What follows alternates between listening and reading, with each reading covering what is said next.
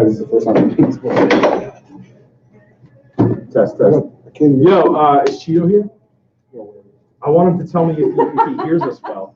The level's going up. Why don't you just get some putty on it, and then it'll look like you actually might have read it. You gotta take the dust jacket off. You got two. You got one there and one right here. Because when he puts it on this bookshelf, it looks like it's like. We're live. Guys, welcome to Englishtown, New Jersey. We're here at Restaurant Mayetta. Our good friends Michelle, Cheeto, and Andy who own the place, thank you so much for letting us use your space here for our monthly book club.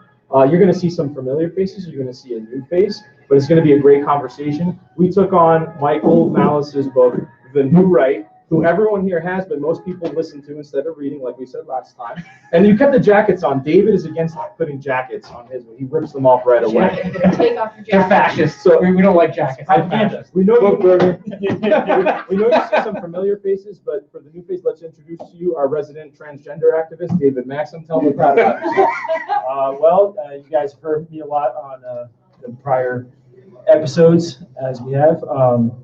You probably know a bit about me from all that. I'm a teacher, big Michael Malice fan, and big fan of what we're doing at Blue Star Union. Awesome. Use those mics. Spread those around. Keep the two blue ones on the end, and you guys split the. Go ahead. Oh, my bad. Sorry. You got to talk into it for it to work. You a little bit. Nicholas Magner, part of Blue Star Union as well, and here last time for the last Anatomy of the State Book Club, and getting excited to share this one out. Hello, I'm Frankie. I'm sorry, I didn't prepare for my introduction again for a second time. I think I did a worse job. Make sure you on the mention first. Feed Philly this time. Oh yeah, co-founder. We have to help sell her organization for her. She gets development fees from her. Let's go to feedphilly.org. Thank you so much, my heroes. Pumped about this episode. This is a different kind of book that we're breaking down here instead of Anatomy of the State, but I'm excited about it. Let's get it rolling. I'm Mike Rucco, Mises Caucus Regional Organizer, NJLP, South Jersey rep to the State Board, and two-time congressional candidate for the LP. I am super stoked that we read this book. I enjoyed very much reading this. I said earlier today on Twitter, it's probably one of the most important cultural political books of the modern era. And it really is. You have to read this to really understand what's going on in politics right now. So, Definitely. I am Matthew Struck. I am the, I won't say evil genius, more like evil anarchist, I guess, behind Why Libertarian. We are simulcasting right now, along with Blue Star. So cross-pollinating yet again. But yeah, pulling out the $2 words. It does, right? Like it's really kind of sensuous. But anyway, yeah, no, so I am just a professional shit stirrer, I think is my title. But yeah, no, to echo Mike's point, this book is like, everyone has been looking at like the last 3 years and then been like, what is going on? Like what, like we're, they're turning the frogs gay. And on top of that, they're giving the kids like, they're giving the kids puberty blockers and the juice box. Everyone's racist, right? Take the juice box. Yeah. You have to open the flap though, right? It's in the liner. Yeah. There's like a key. If there's a cross there, you win a Nintendo. Isn't that the rule? I Do you guys have a childhood or no? I didn't get I used to be. What? Never. Okay. When we were kids, we used to lie to other people and say, if you opened the flap, there was a plus sign in it, and if you got a cross, you won a Nintendo. they trolled everybody. So we were beginning of the yes, we were trolling people, unwittingly being like Michael Malice at age 6. I didn't wait. We started the new right. I didn't get those juice boxes with my free lunch. Wait, Sorry. yeah, to that point. I did get chocolate milk. I did get chocolate. That was chapter 13, I think. They were talking to Taylor, right? Wait till you get to chapter 13. You're gonna love it. So yeah, anyone who's been clueless about what's been going on for the last 3 years, I think this like sheds light on all of it, like incredibly. I mean, like he is savantish in the way that he explains a lot of this. Yeah. Yeah, man. Look to the crowd watching from Why Libertarian. Love you guys. Love Matt's show. To the Blue Star people, check out Why Libertarian. It's a great show. I was on earlier this week with Matt. wonderful time breaking down how terrible New Jersey is at getting people out of jail. Pretend like they like letting people out of jail and keep half of them still in there. Exactly. But anyway, let's get on to the man of the hour. So Michael Malice. I don't think there's anyone at this table that loves Michael Malice more than David does. And I don't think there's anyone here that doesn't love him, period. I mean, a phenomenal voice, anarchist by political, if you're going to label him as something, he'll call himself a self-professed anarchist. A troll, that'll probably be the second thing he says, if not the first thing. He loves proving points through humor, insults, flipping things on their heads, changing paradigms. That's kind of the main gist of how Malice likes to get his point across. If you follow him on Twitter, he's a shit stirrer. That's exactly what he does. Was there any underlying theme? I know Rufo is always good for the 30,000-foot view of the book. What was the we kind of spoke about this a little earlier today. How did I put it? How did I put this? I said earlier today, let's see if I can find the note. See how far back we gotta go. I want to say what. Pass the ravioli. Just so people we're on a group chat and we probably were laughing our balls off as we crossed certain sections of the book. And then we made us Google other things that we didn't know about. And I'm not saying this in the proverbial sense. I cried 3 times, laughing on the couch by myself.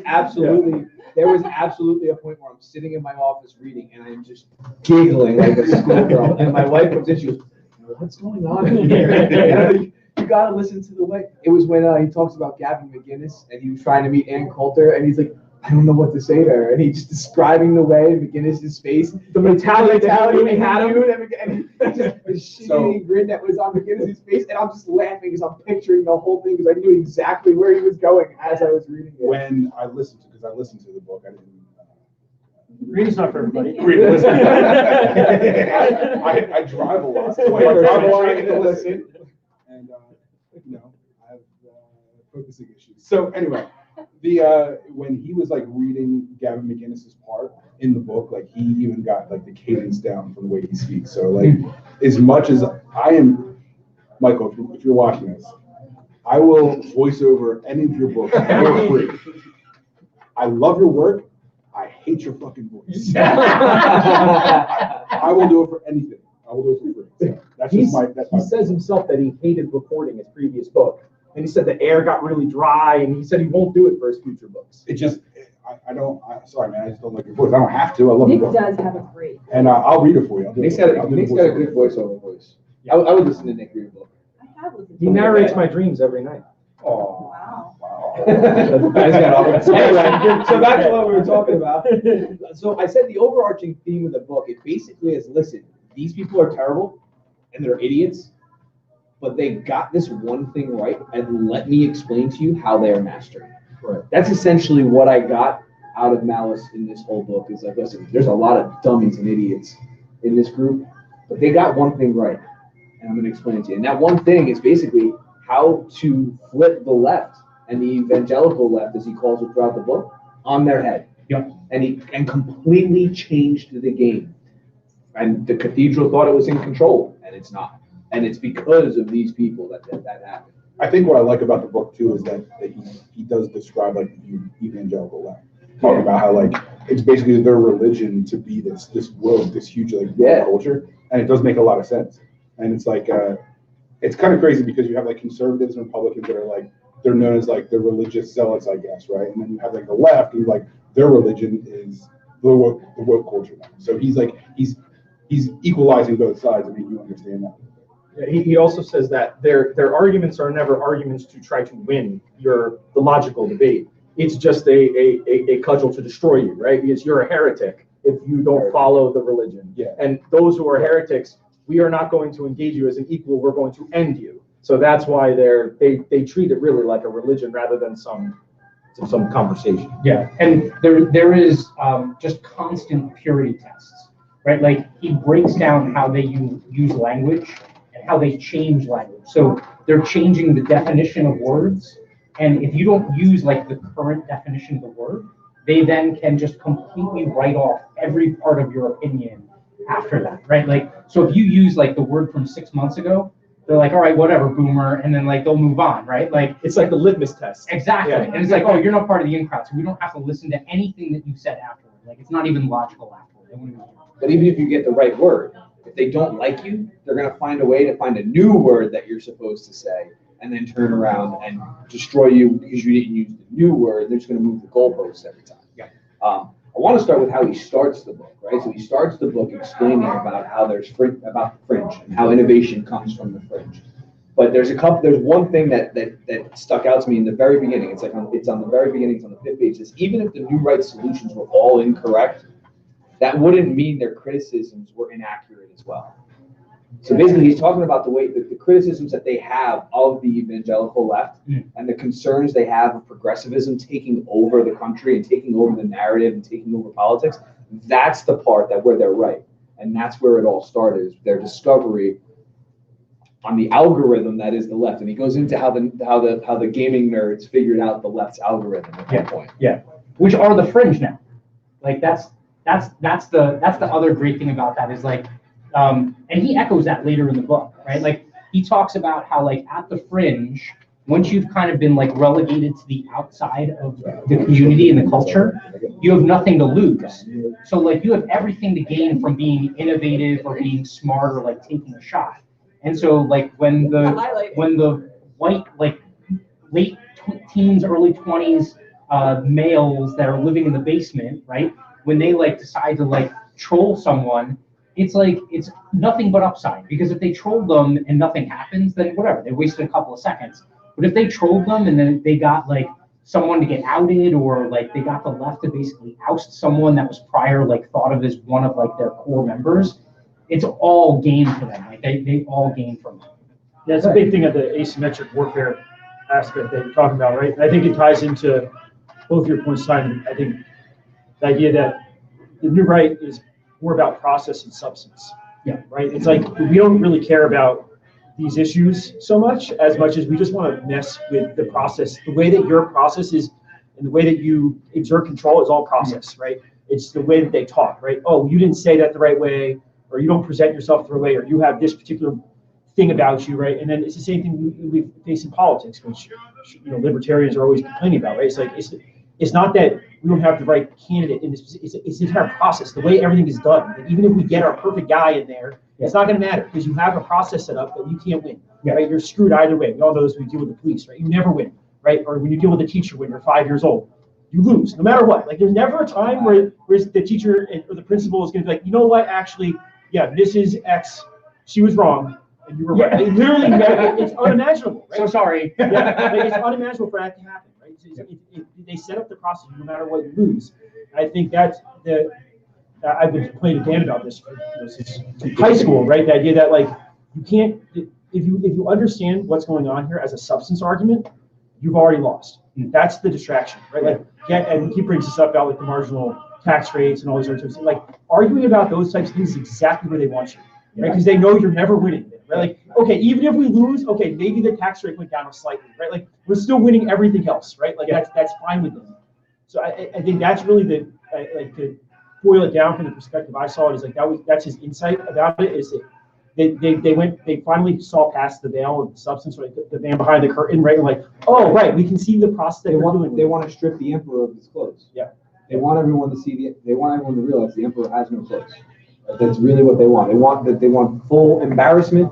They want to embarrass the cathedral. They want to embarrass the establishment. They want to embarrass them, say they're frauds, they're phonies, they don't care about you. None of these things matter, and that's why they're constantly talking down to you. Yeah, not only do they not care about you, they don't even care about the people that they're essentially advocating for, right? And I think that's the one part where it's so much not like a religion, right? Like a religion that we normally think like Christianity, right? Is like actually evangelical. Like I want to try to convince you, right? And they're always being like missionaries, always being criticized for that, right? Like, well, yeah, we know that you went there and you risked your life and you didn't have any money, you had nothing else, right? Like you were trying to convert them. That's the only reason we did those nice things to those people and set up those schools and those hospitals, right? You were trying to trick them. People criticize Mother Teresa for that type of stuff all the time. Yeah, right. But like, if the left were actually a religion where they were trying to convert people, they would have completely different tactics, right? And Michael Malice brings this up with many interviews where like, if you actually wanted to convince people what you were doing, right? There was a really funny tweet with Ben Sass where he completely fell for this, right? Because on Rogan, Malice was like,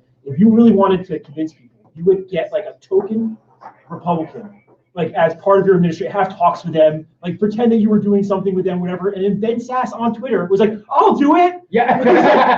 Like, are you serious? Like, I volunteer as tribute. He completely helpful. no, he could have proved his point more than that, right? Like he's literally like he missed the point entirely and is volunteering himself for this token position where you're not going to get anything done. It was like I couldn't believe that he felt that so clearly. But yeah, it's ridiculous. So I do like the way he opens up explaining the right, the new right, right? He explains the new right as the fringe is where innovation and insanity lay, and that's where the new right lays, right? And he turns around and he says sometimes innovation seems like insanity because one hasn't encountered such concepts before. I just played hockey for an hour. I'm 36 years old and I haven't skated in Big over Devils a year. fan, obviously. Just like the thing Michael Malice just retweeted us. Wait, I just want to point out that Michael Malice is watching I us just want to right point now, out that Mike. this Love to is see you, What's going brother. on, Mikey? Retweeting us. I love it. Thank you. I just want to point out real quick. I just want to point out this is 2 book clubs in a row where you can't speak correctly. I can't speak. Listen, Some people can't read, some people can't speak. At least I try to read. I Right? think- yeah. At least I put in the effort. All right? And you can't quite port them to one's own frame of reference. You got And it. sometimes they are genuinely batshit, right? And that's what he talks about. He really toes the line and does a fantastic job of pointing out the people on the new right that are actual intellectuals who aren't batshit crazy, who are dragging the Overton window back to the right.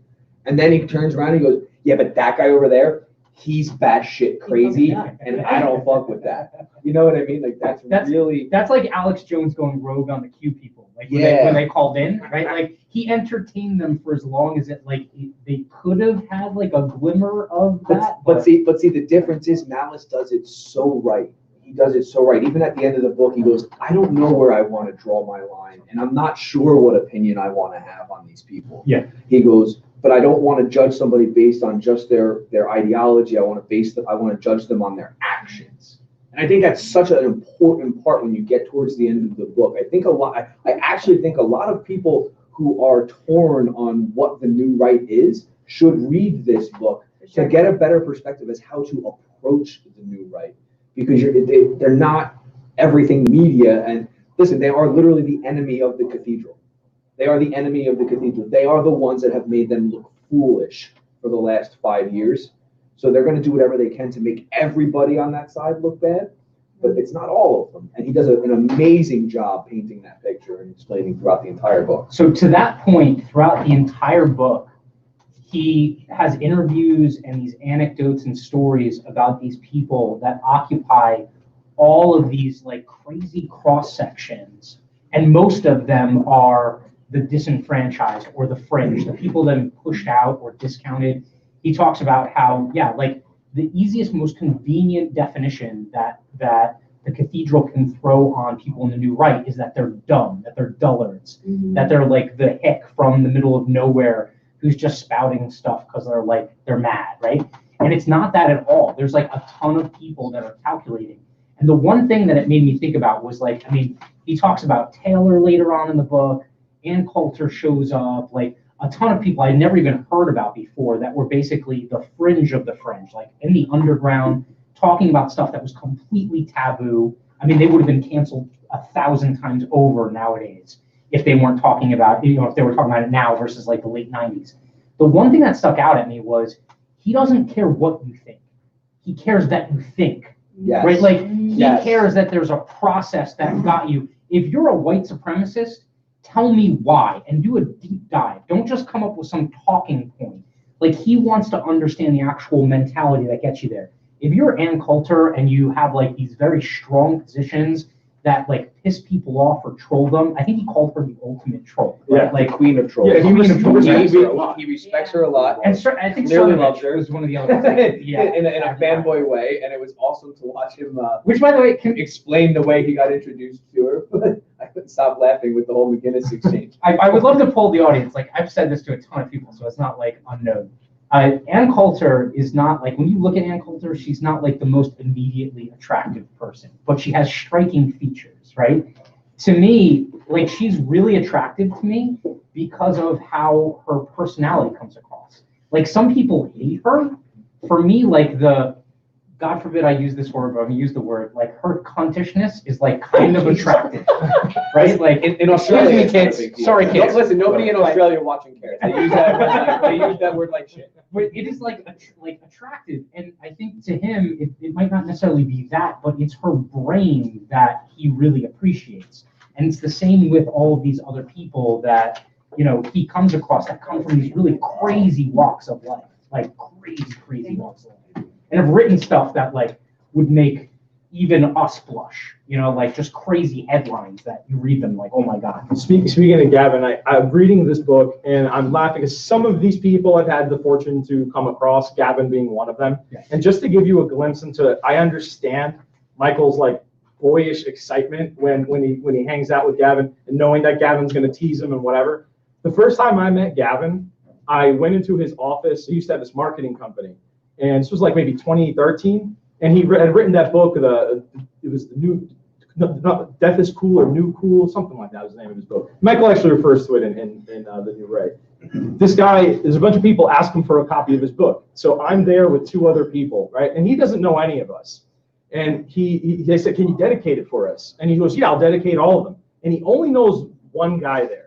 My book, he dedicates it, and he goes, what's your name? I go, it's Daniel. He takes the dedication that's already there, crosses it out, writes Daniel, like huge cock, and says suck it, and hands it back to me.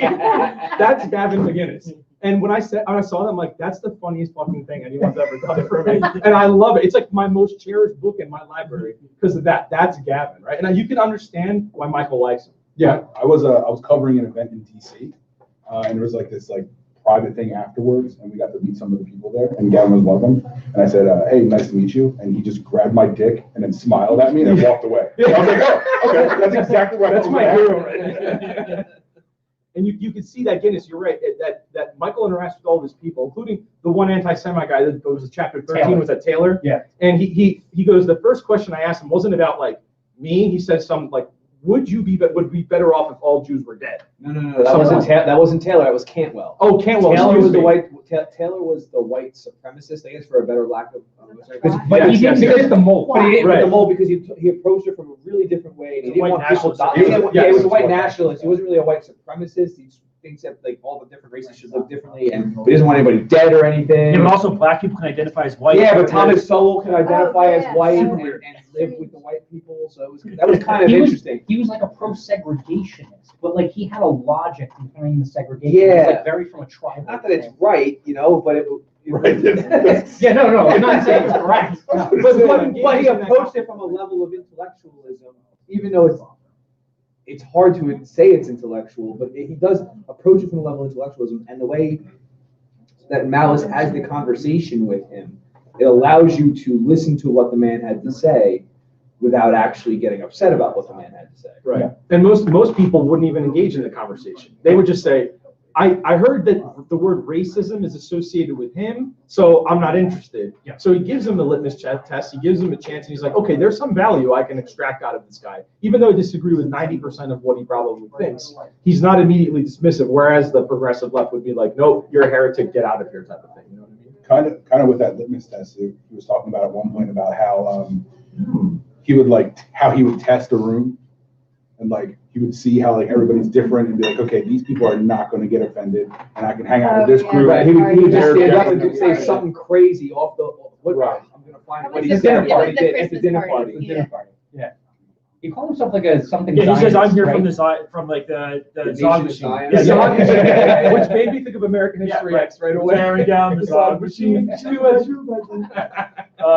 Yeah, that he says I'm from the Zogshi River, and he's like, oh yeah, all the like 80% of them all laughed, and I was like, okay, cool, we're gonna get along with each other, right? And then the other group were like, oh, like now I'm scared of you because you're a Jew, right? And Right. like he's like, okay, clearly we're not gonna get along, right? Like, I thought it was one of the most interesting points, and also a point that he hasn't made in other stuff I've read of his and heard his is like the idea that so many people are hypocrites. Right, we're all hypocrites to a certain degree, right? And that like when someone says, right, like I'm an anti-Semite, or like I think all blacks should die, right? Like like Gonna very, isolate that one for sure. very few. Put that one up there. Send that to your job. Right. Most people will. That's a quote square if I ever.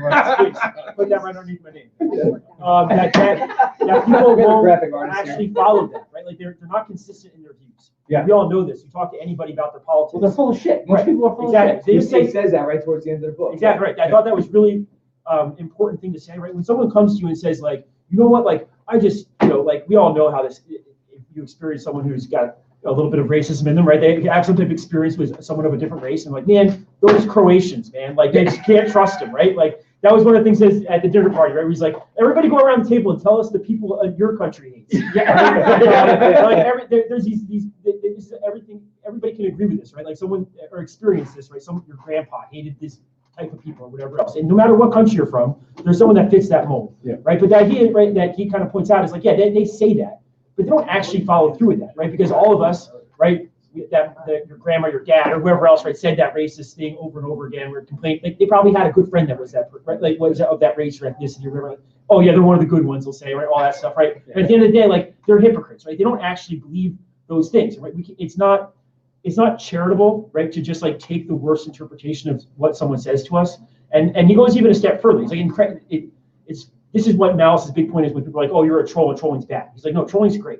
And the part of it is that he attacks people that are evil, but everybody else he's incredibly charitable towards. Yeah. Right. Like that's a hallmark. Extremely. Right. That's his hallmark. Right. He's like, yeah, I know you said all Jews should die, and I'm Jewish, but hold on, you really want me to die? Like let me try to find the best part of what you're trying to say, and I'll be like, oh, okay, cool. So I don't have to die. Cool. He tries to find a redeeming place. You don't want to kill me. Yeah. So we can have a conversation now, Exactly. because I know that we can have an amicable. Right. It was like the one time he said, I wouldn't want to have a conversation. He's like, if he said he was going to like, he really wanted to do harm to me. He said I knew I wouldn't have been able to have a conversation. Right. But he's like, other than that, right, you can say all the Jews are evil or all men are evil, anything like that. And I'm like, okay, fine. Those are abstract statements, right? Because it's not about me. And that's why I think I'm so attracted to him, because he's that like style is extraordinarily similar to G.K. Chesterton's style, which is my other favorite writer of the 20th century. Is like he had people that hated him and argued with him, especially Bernard Shaw. But like he was extraordinarily good friends with him. Like he was best friends with this guy who like they disagreed on everything, and he always had, whenever he presents somebody else's viewpoint, he always presents it in the most charitable way. Like, yeah, he thinks this silly thing, but it's good natured, and he's just kind of mistaken, and he's completely wrong, right? But like, but he treats the person as a person, right, instead of kind of dehumanizing him, and that's a really big part of what he's trying to do. Is like these people aren't out there hating actual people, right? They hate peoples, maybe, right? But like they don't hate that individual person, and they're trying to deal with a world that is completely chaotic in so many ways, and we don't have a clear idea of what's going on. So people grasp for solutions, right? And they say, well, these people are bad, or this is the solution. Get rid of all the Jews, or whatever else, right? That's another quote. Get that one. And so, like, right after what minute is that? 27. Yeah, clip it. We got it. 27th. Yes. Remember that. That's like Yes, Congressman.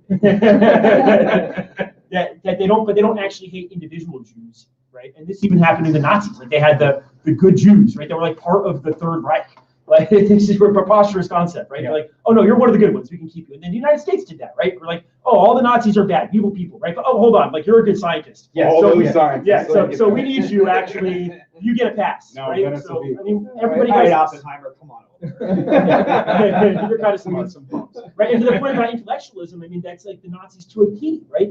There's nobody that can question they weren't the intellectuals, certainly of their time. Before the Second World War, scientists were being sent to Germany to learn how to do good eugenics. Germany to bring it back to the United States. States. And then this guy Hitler showed up, and it all went to hell. Oh yeah, that was the only difference. Yeah, the guy just ruined so much.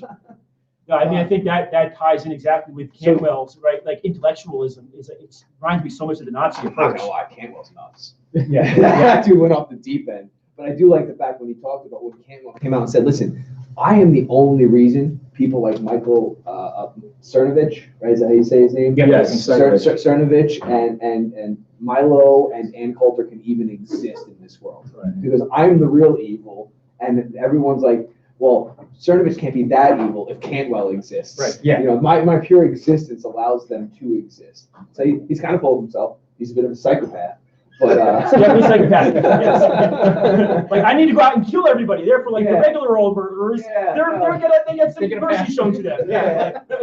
But to bring up the fact that trolling is good, I mean, that's basically how he got started in diving into this world of the new right, right? He talks about it when he was on the troll board, right?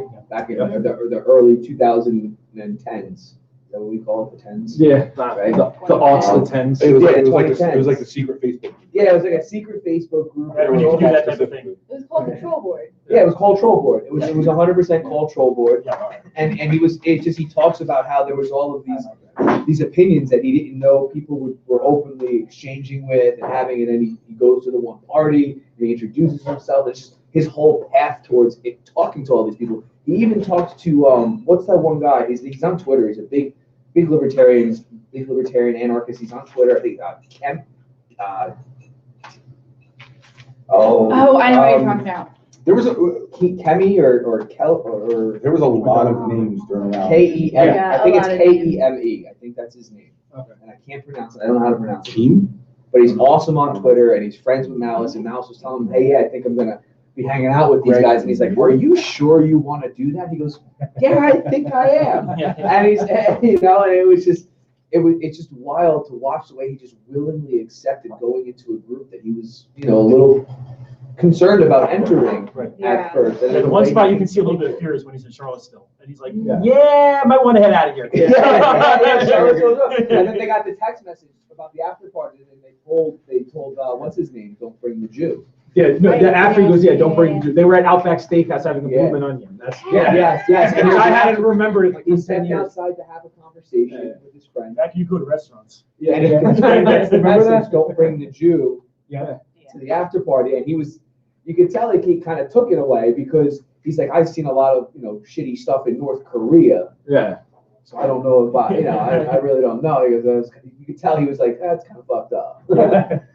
So the one charming thing I find, well, charming is the wrong word. The intelligent thing I find about him is that he acknowledges that some people have no interest in having a conversation with you or a genuine debate. And that's why he resorts to trolling, right? Just switch the paradigm and flip the conversation to something crazy to kind of put the person off guard. And there's a lot of instances that he brings up where actors or artists or political types do that to not win the argument, but to disrupt the enemy, right? To just kind of flip the person who's attacking him and turn them around.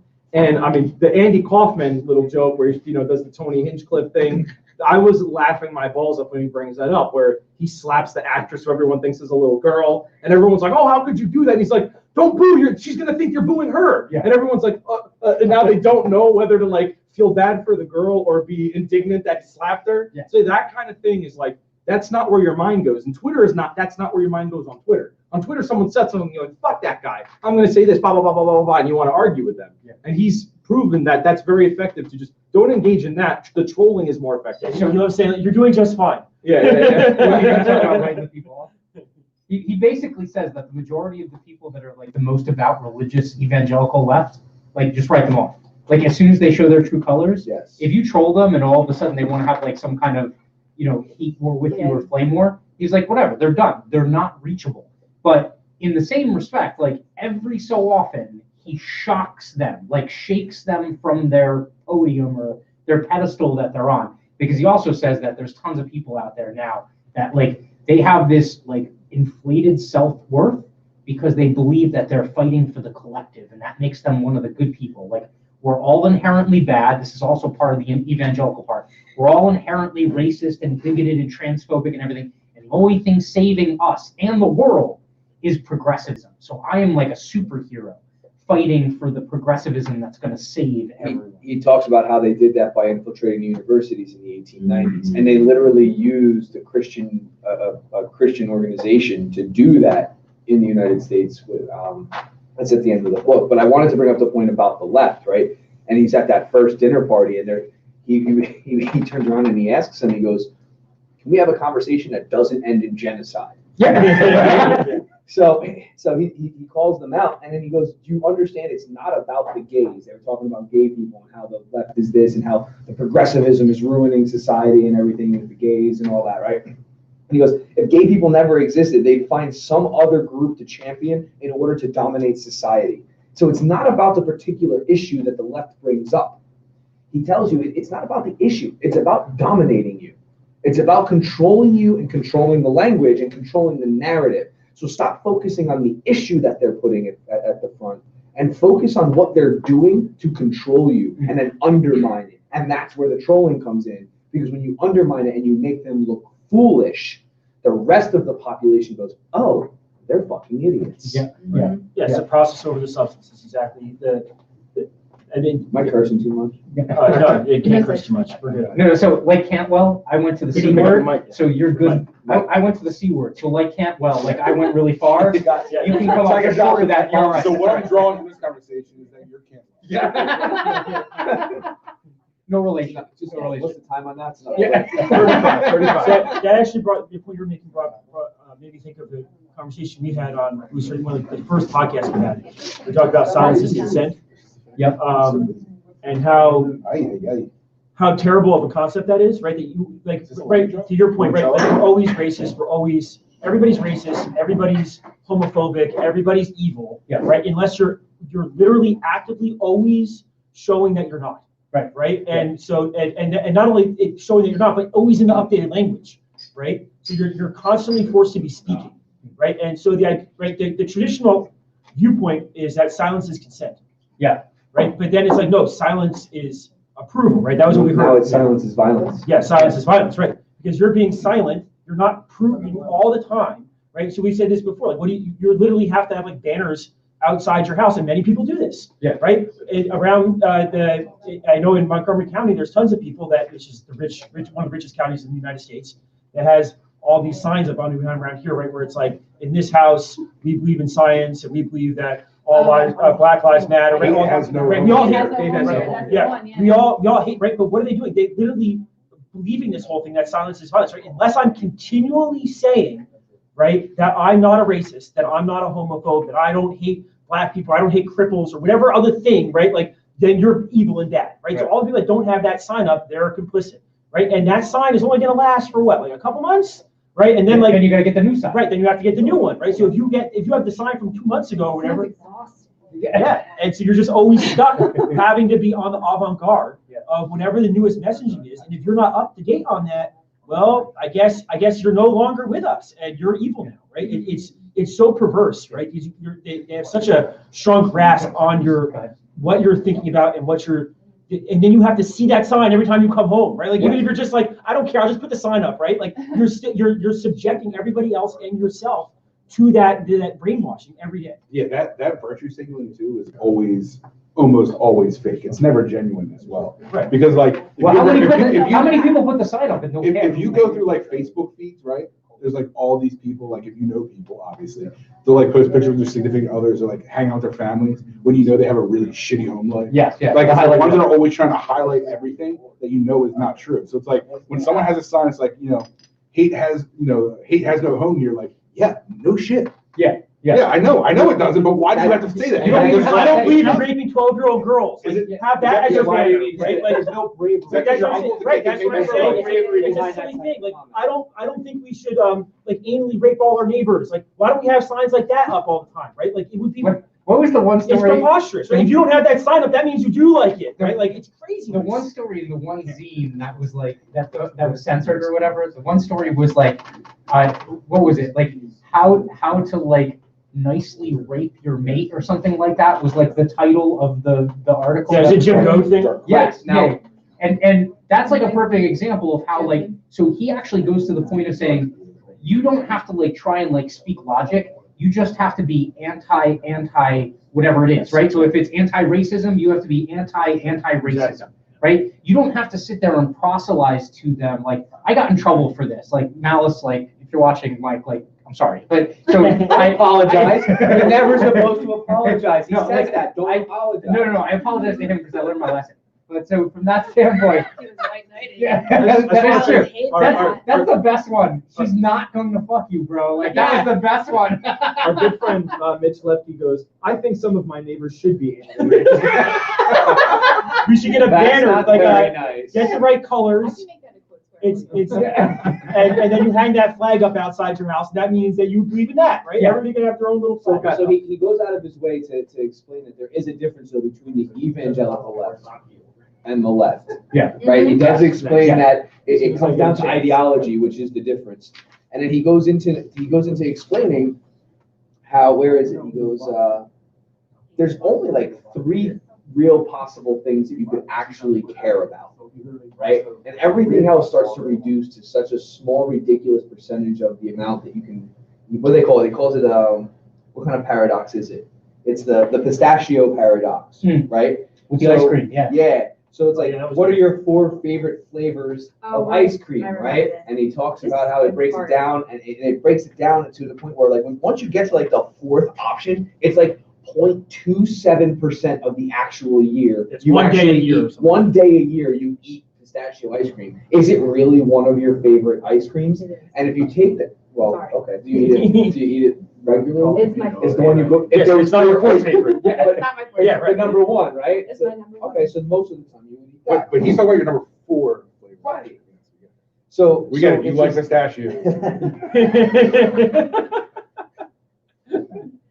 Sorry. But on your fourth issue, you would never put over your top issue 99% of the time. Yeah. So the constant virtue signaling is bullshit, because there's no way you can possibly care that much about that many things. Yeah. I just want to do a quick break to thank a couple of people that donated to us. So Four Fox Sake was kind enough to sponsor all the drinks tonight. So we got Wow. some nice chilled shots poured Right. by Thank Michelle you for very us. Thank you much. very Sake much. time. Beautiful. So that's for everybody. Sake to me. There you go. Sake And then to I always want to thank Sorry, Lauren Sake. Zadi Coffee. We have their tins as well. They're sponsors of the show. If you put code Blue Star in, you get 10% on your whole order. Or if you like homeless people, you can put in. He's not implying that I'm homeless, but we can do French. There's nothing wrong with Wait, that. you're not homeless? Wait, houselessness. Houselessness? House- Yeah. Oh, it's Because they houseless. have a home, it's just not a house. Home is where the heart is. Yeah. Home's where the heart is. My Home is where the favorite card is. Spatially displaced is another one, isn't it? Oh, I like Yeah, that. that's another one. Yeah.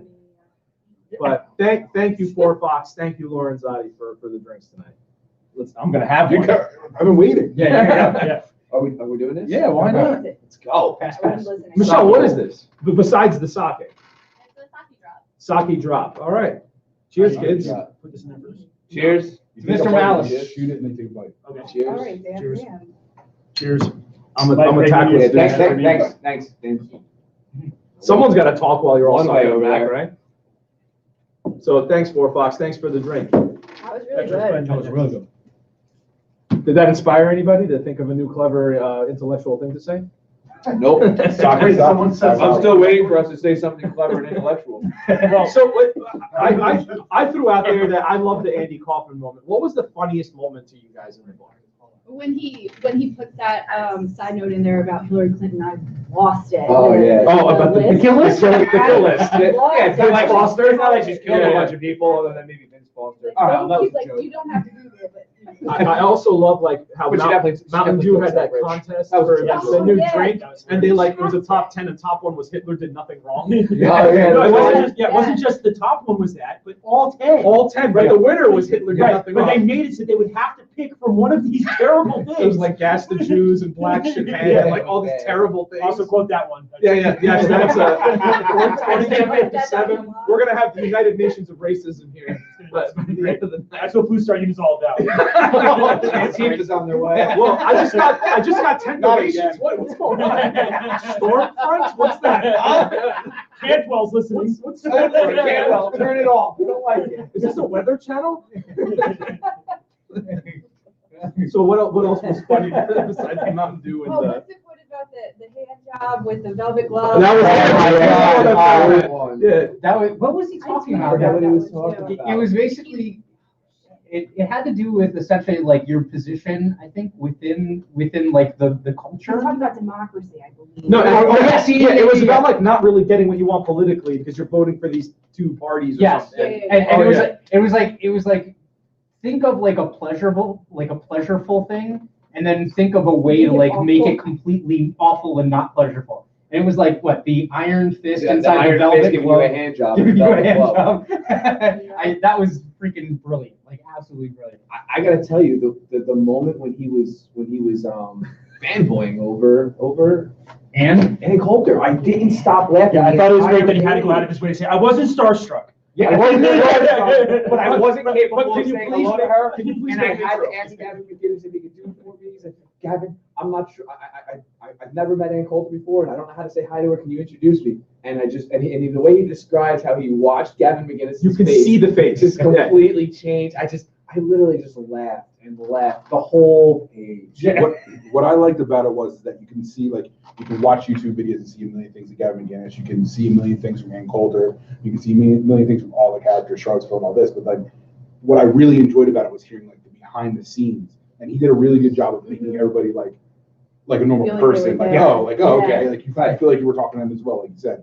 So like, I really enjoyed that. It was funny, but like, I really enjoyed the anecdotal stories of everything that was happening and things like that. he has like echoes of like the same stuff that happened throughout the entire book, which is pretty incredible. Like, and he comes back to things at the end that he started at the beginning. Like, it's, you know how like if you ever went through like a writing class in high school where they taught you like the nuts and bolts of like writing an essay, right? Like you start with your introduction, it's like 4 sentences, you come up with like your thought, and then you have to conclude it at the end. So like you have to wrap everything up. It's like he has echoes of that like purposeful statement in the beginning throughout everything. And it's like one of the common things he has is, and I'm not like a big history person, he keeps coming back to Buchanan and Murray Rothbard. I was just gonna go Right? there because Like, he does a beautiful go for job of he does a phenomenal job of painting the scene with history.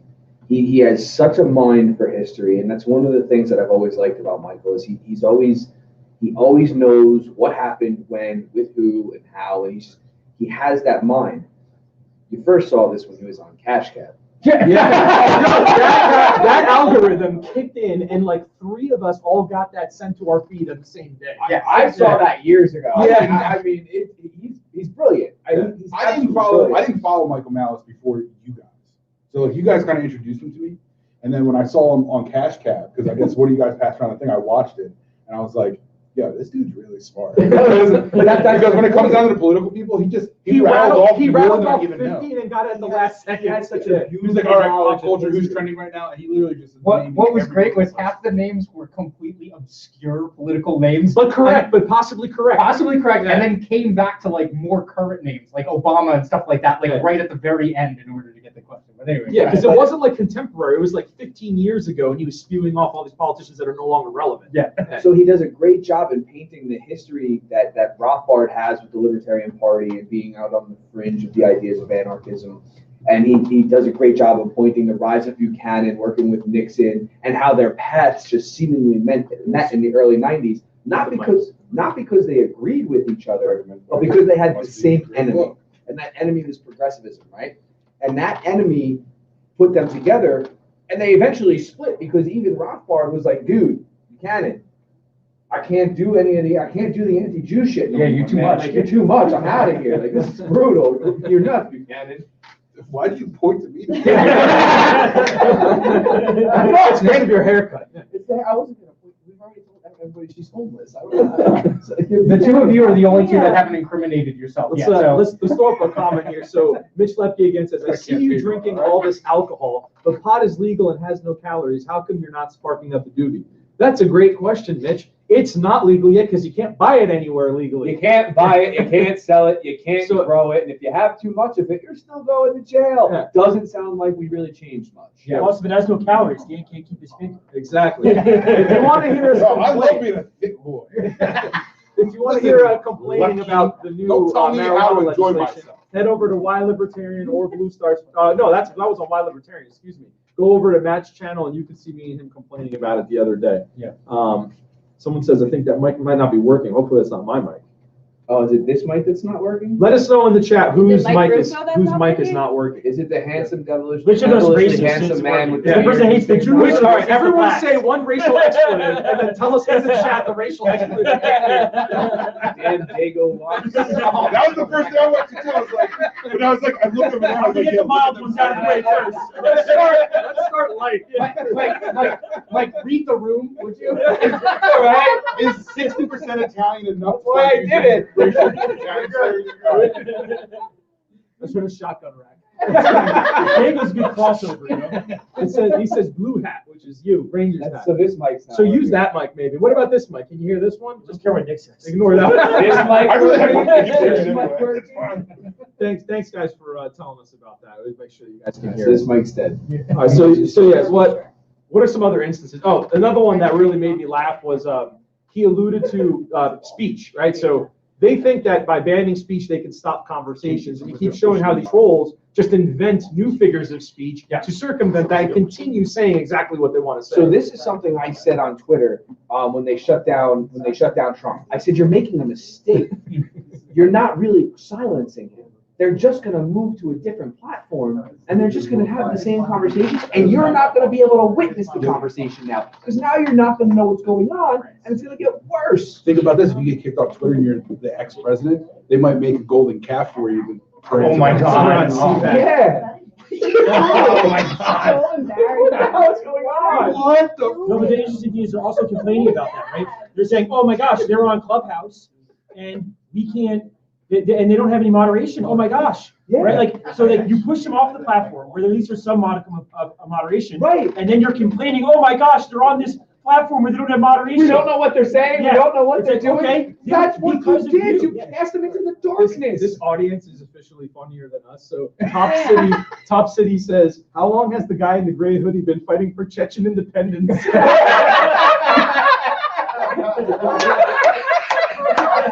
He's not talking about me. He's just missing like an unfiltered cigarette and a smell of diesel on his neck. Hey, I'd be Just smoking in. here if I could.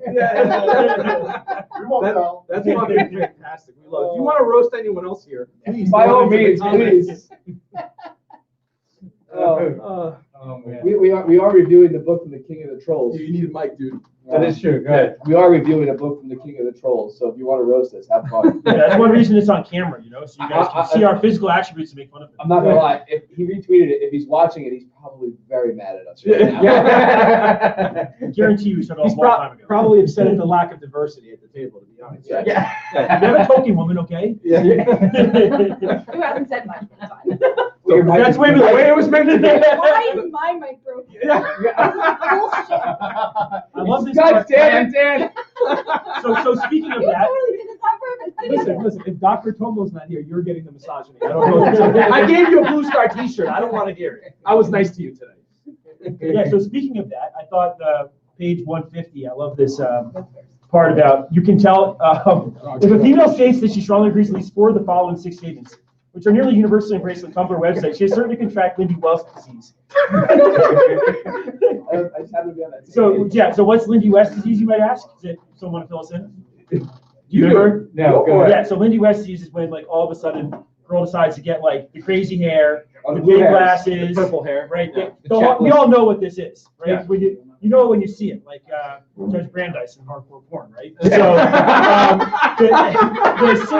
the 6 points here are: there's an active rape culture in America that makes universities more dangerous to women than a South African slum. Very well may be true. Who knows, right? Because it's all based self-reporting, right? Yeah. There's a wide. This is my favorite one. There is a worldwide conspiracy by men to force women to stay home and cook healthy and hearty meals for the families they love.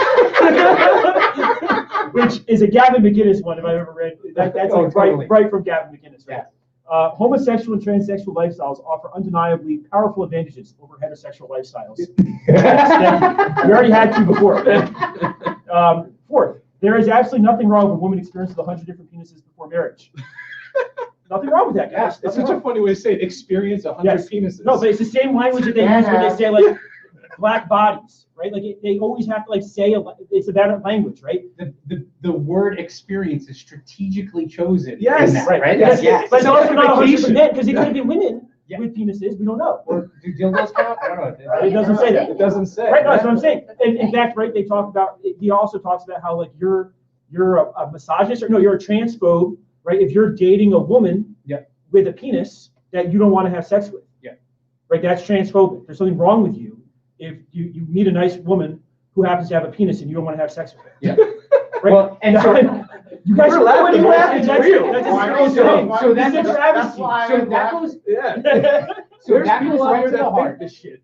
That goes right to the heart of how for them it's not the person, it's the concept, right? Like it's always going to be the concept. So like the idea that you would like not and I think they all always go to like the worst case scenario, so that they assume that like if you don't choose to say yes in that scenario, right? Like that you're chastising that person. Right. You could just be like, you know what? Like we could just be friends. Like I'm not into that, but You're like denying who they are. exactly. Because you like them and they're a woman, what's the problem? Yes, yeah. But they always go to like the worst case like scenario. No, But for sure. was that the last one on the list? No, there's There's two one more, but Wait, yeah, don't leave any out, yeah, all right? yeah, no, there's two more. Read the other two. Yeah, I need to know which witches I need to Yeah, avoid here. but I'm making my point so that I can get my point out before I read the next. This is my little trick. So, like, right with the black bodies thing and the penises thing, right? What are they trying to do, right? You're boiling everything down to materials, right? To like, you're not a man, you're not a woman, you're an object. An amalgamation right? of So parts. it's the most dehumanizing thing you can say to somebody, right? The same with black bodies. They love using that, and it's so dehumanizing. Yeah. You're a black body, like no, you're a person first off, right? But they completely exclude this. Like the words that they use are themselves dehumanizing. Right. Anyway, the fifth one, I know you've been waiting for this. It's possible to be morbidly obese but still healthy, as a racehorse in its prime. Dog, I'm so healthy. Dude, I'm a racehorse in my prime. Yes. From the waist down. Okay. So unless you cover 3 of the other 4, though, you're still not in danger. Okay, you have to get 4 out of 6 in order to be in danger of Lindy West's. So you're saying Nick counts as 3 out of 100? Yes. Now, to be fair, that's not Malice that wrote that. He was referencing an alt-right dating impresario, Rush V. Yes, yeah. The Yes, pickup and then- culture. The pickup culture, because they were talking Oh, about they talk about the game. Yes. yeah, Yeah, yeah, yeah. exactly. And then number 6. I've actually read part of that book. It's pretty funny. Yeah. It is an interesting book. Have any of you read that? I've read parts of it. Strauss was his name, right? I think Strauss. Levi?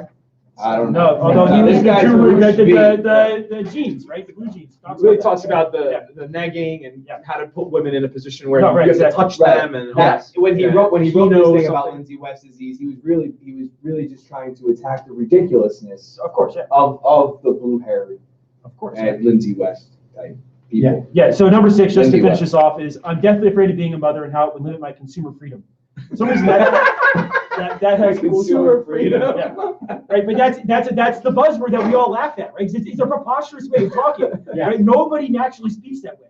So like, whenever you hear people speak that way, you're just like, oh, okay, I don't have to talk to you. This is great. I don't have to worry about you, right? Yeah. Like it's very freeing whenever someone uses those types of phrases with me, because I'm like, okay, now I can just dismiss you as a person, right? Like, Yes. But I'm off the hook, Yeah. right? If they said something like, I'm afraid of being a mother because it's going to be a lot of work, and I'm afraid it's going to be a big change in my lifestyle or things like that. You're like, oh, okay, that makes sense. Let's have a conversation. No, that makes sense. But it's going to limit my consumer freedom. You're like, yeah, fuck you. We're good. Yeah, like, we're done here, right? I don't have to worry. It's easy, right? Like, see you later. Good luck with everything, right? And that's one thing that Malice is like, I think, really transgressive about, right? It's like just completely dismissing huge parts of the population, right? Like Tim Pool and Rogan, all those other places are like, yeah, but like, what about most people? He's like, yeah, I don't care about them. Right, like it doesn't matter. We're not trying to convince them, and he makes this point at the very end of the book. Right, like we don't need to have 55% of us believing that the cathedral is bad and all those other types of things. We just need a very small minority of us. And he uses the example of the founding of the United States, right, where that was literally a conspiracy. These men met in secret, all white men, of course, all met in secret, and they had to close the windows. I remember when I was a kid hearing about this, right? Like they had to make sure that the windows were closed and no one could hear what they were talking about and all this sort of stuff. And it's like, oh wow, they were so badass and cool, right? Like if anybody talked about that same type of thing happened now, it would be like you're off. We're gonna Insurrection. Yeah, Yes, it's insurrection. yeah, Right? It's insurrection. And so I thought that was that. But that's why he's so white-pilled, which is why I love Michael Malice. Is he's not pessimistic at all, right? He's like, we have great He's very hope. positive. He Right. knows there's opportunity. And he even says in the very beginning of the book, he goes, when the idea that the right now, the new right has is that when I'm standing in front of a room, I don't need a room of 100 people to agree with what I say. I just need like 3 or 4 people to agree with what I say, or even 2 people to agree with what I say, so that we can then start a conversation and then the ideas can grow. It's not about convincing everybody. It's about convincing somebody. Yeah. And I don't care if the people who want to mock or any of those negative things. Forget them. They don't exist as far as I'm concerned. There's 8 billion people in the world. I'm not worried about them. He has a great knack for taking like a common trope and then immediately refuting it with something so simple that you wouldn't even think of. So people say like, our country's never been so divided. Our country's going down the shitter. And he's like, really? Like in Civil War, we slaughtered 500,000 people. Yeah, I love when he does that. And it's like, and you're like, so oh many shit, times. yeah, like it's way worse than it is now. What's fantastic is when he brings up, I forget if it was early on in the book or later on, he talks. Fantastical. Fantastical, yes, it's very fantastical. Somebody say testicle? That was Frankie. That was your thing. Yeah, So yeah. later. I want to experience 100 testicles before. Is that not what number That's is like, that comes from That's over only 50 penises. Yeah, that's right. 50 penises. Yeah. What a loser I am. Yeah, no. I'll never make this list. That's way under average. Clearly, you don't have 50 West. It's not that you had to experience them, it's that you think there's nothing wrong if you did experience them. Yeah. Because generally the people that Yeah, but call he's only with this 50. are not engaged with Anything it. more than 50. I'm only halfway there. Anything more than 50, he's upset. He's not there yet. He hits on shit. I forget what the hell I was talking about with you people. He hits on so many of these things where he talks about like the craziness of, that's right, Mao versus say like Hitler and Mussolini and that kind of thing, right? Like everyone equated Trump to Hitler. Yeah. And he was like, Yes. well, why not just go for Mao? Because Mao was like way worse. And then he was like, the Russians just get off the hook completely during World War II. They lost way more people than got killed during like the Holocaust and everything like that. And he's like, but the problem is that the image, like, what's the phrase that everyone uses? Like, that's a bad look, Optic. right? Like, it's the optic, right? The optics of it make people perceive that as a way worse analogy. And granted, you're talking about like, well, one mass murderer is like worse than the other mass murderer, which I think at one of the dinner parties, like, there was some like two like 20-something kids, and they were like, well, would you rather live under a Maoist regime or under a a Hitler fascist regime? And he was like, yeah, I'm gonna stay away from that conversation. There was the one example though where he did hear the kid make the joke. I would much rather live under like a white supremacist regime. And then he stops and he goes, do they understand that white governments have killed more people than anybody outside of maybe Mao? Maybe Mao would be the top, but it's definitely like white people have definitely. There's a point that they're not even thinking white of yellow people. people, they're thinking of dark people, right? Right, they're not even thinking about yellow right? people. They're like, oh, I wouldn't want like a black supremacist. That would be the worst thing ever. It's like, really, what historical examples? Give me a historical example where there's been black people have committed genocide on other people. Like, no, it's always been white people committing genocide on other white people. Yeah. So like, no, I don't want to live there. Yeah. He also brings up associative guilt, and he talks about in World War II, like, well, the fascists were so bad, Mussolini was awful, and he was with Hitler, and the Nazis are bad. And he's like, we were with Stalin. Like, he killed more people than Hitler did. Right. And people, like you said, they throw Stalin away, like they don't even think about him. Yeah. Like he's this, it doesn't matter. Hitler's like the biggest thing. Well, and I forget if he mentions it, like someone recently has been talking about how like people also just completely pass over how we got involved in World War I and World War II, right? So like we made a pact with a dude who killed literally millions of people to fight in a war, and like World War II is still kind of like in doubt as to whether or not it was a legitimate war that like America should have gotten involved in, right? Because if you think about it, we're attacked not by Germany, right? Like we're directly attacked by Japan. So there's even kind of like a cognitive dissonance in the memory of that history. Yeah, I mean, to play devil's advocate, Germany declared war on us. Well, that's fine, but here's the other thought. Like we just like Biden just dropped Unity missiles on Syria. Okay, they had rainbows and unicorns on them and good wishes. Okay, And 2 masks. and a couple of masks. Yeah. The drone was wearing masks. Yeah, it was a safe drone. The drone had a vaccine. Speaking of drones, where's Scott tonight? Because they legalized weed, he's not working anymore? Is he out of a job? I missed that kid. But to your point, like, there are these relativistic decisions that get made, and our remembrance of like how like amazing the decision was to be made or how awful it was is completely relative to how it gets spun afterward, and obviously the outcome as well. Here's a comment for you, Matt.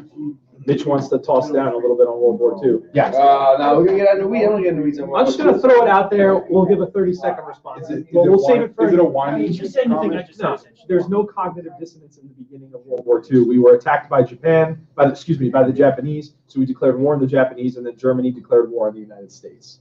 That's just It's just essentially the same thing I just mentioned. Yeah, but from that standpoint, the campaign that happened in Europe was one of convenience. Like, we hadn't been attacked by that side.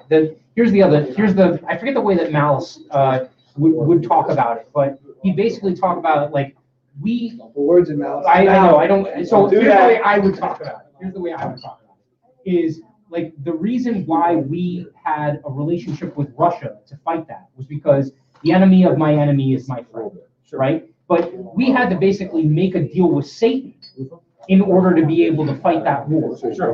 When truthfully, that attack, like, what was the likelihood? Now, what's the quote out of the Emperor afterward? Why would you never invade mainland in the United States? It's because there's a sniper hiding behind every single blade of grass. Yep. You had to have known tactically that they weren't coming to the United States. They just weren't. But that reasoning has then been used for every subsequent conflict, right? It was used in Korea, it was used in Vietnam. It's all like this domino theory that neocons are essentially holding on to for the remainder of time, basically, to continue to get us into conflict. That would be my response. Sure. No, I think Mitch, to Mitch's point, I think he's making a similar point I raised, but I think you would recognize there's at least some distinction there between going to war in Korea or Vietnam versus going to war against a country declared war against you. Where actually, like, I think to make your point a little bit differently, right? It's kind of an a-fortiori argument, right? Like, if there's some doubt about going to war against countries declared war against you, and actually like bombed your shit, then like, what type of? There's certainly no doubt about going to countries done none of those things, right? Like, well, yes, yeah, and I think that's an easier point to make. And to that point, I'm not saying that we shouldn't have gotten involved in World War II, but what I'm saying is there's a lot of cognitive dissonance where a lot of people just assumed that it was the right decision. Sure. Right. And so Malice has spoken, and even Dave Smith has spoken recently about Wait. Oh, Cheers. cheers. Gentiani. Thank you, sir. Done. To Mussolini in Italy. Yes. Thanks. Hold that quote box. Mussolini, thanks to the Mayettas for hosting us tonight here. Always our good friends, always taking care of us. Thank you, guys. Thank you. You're welcome.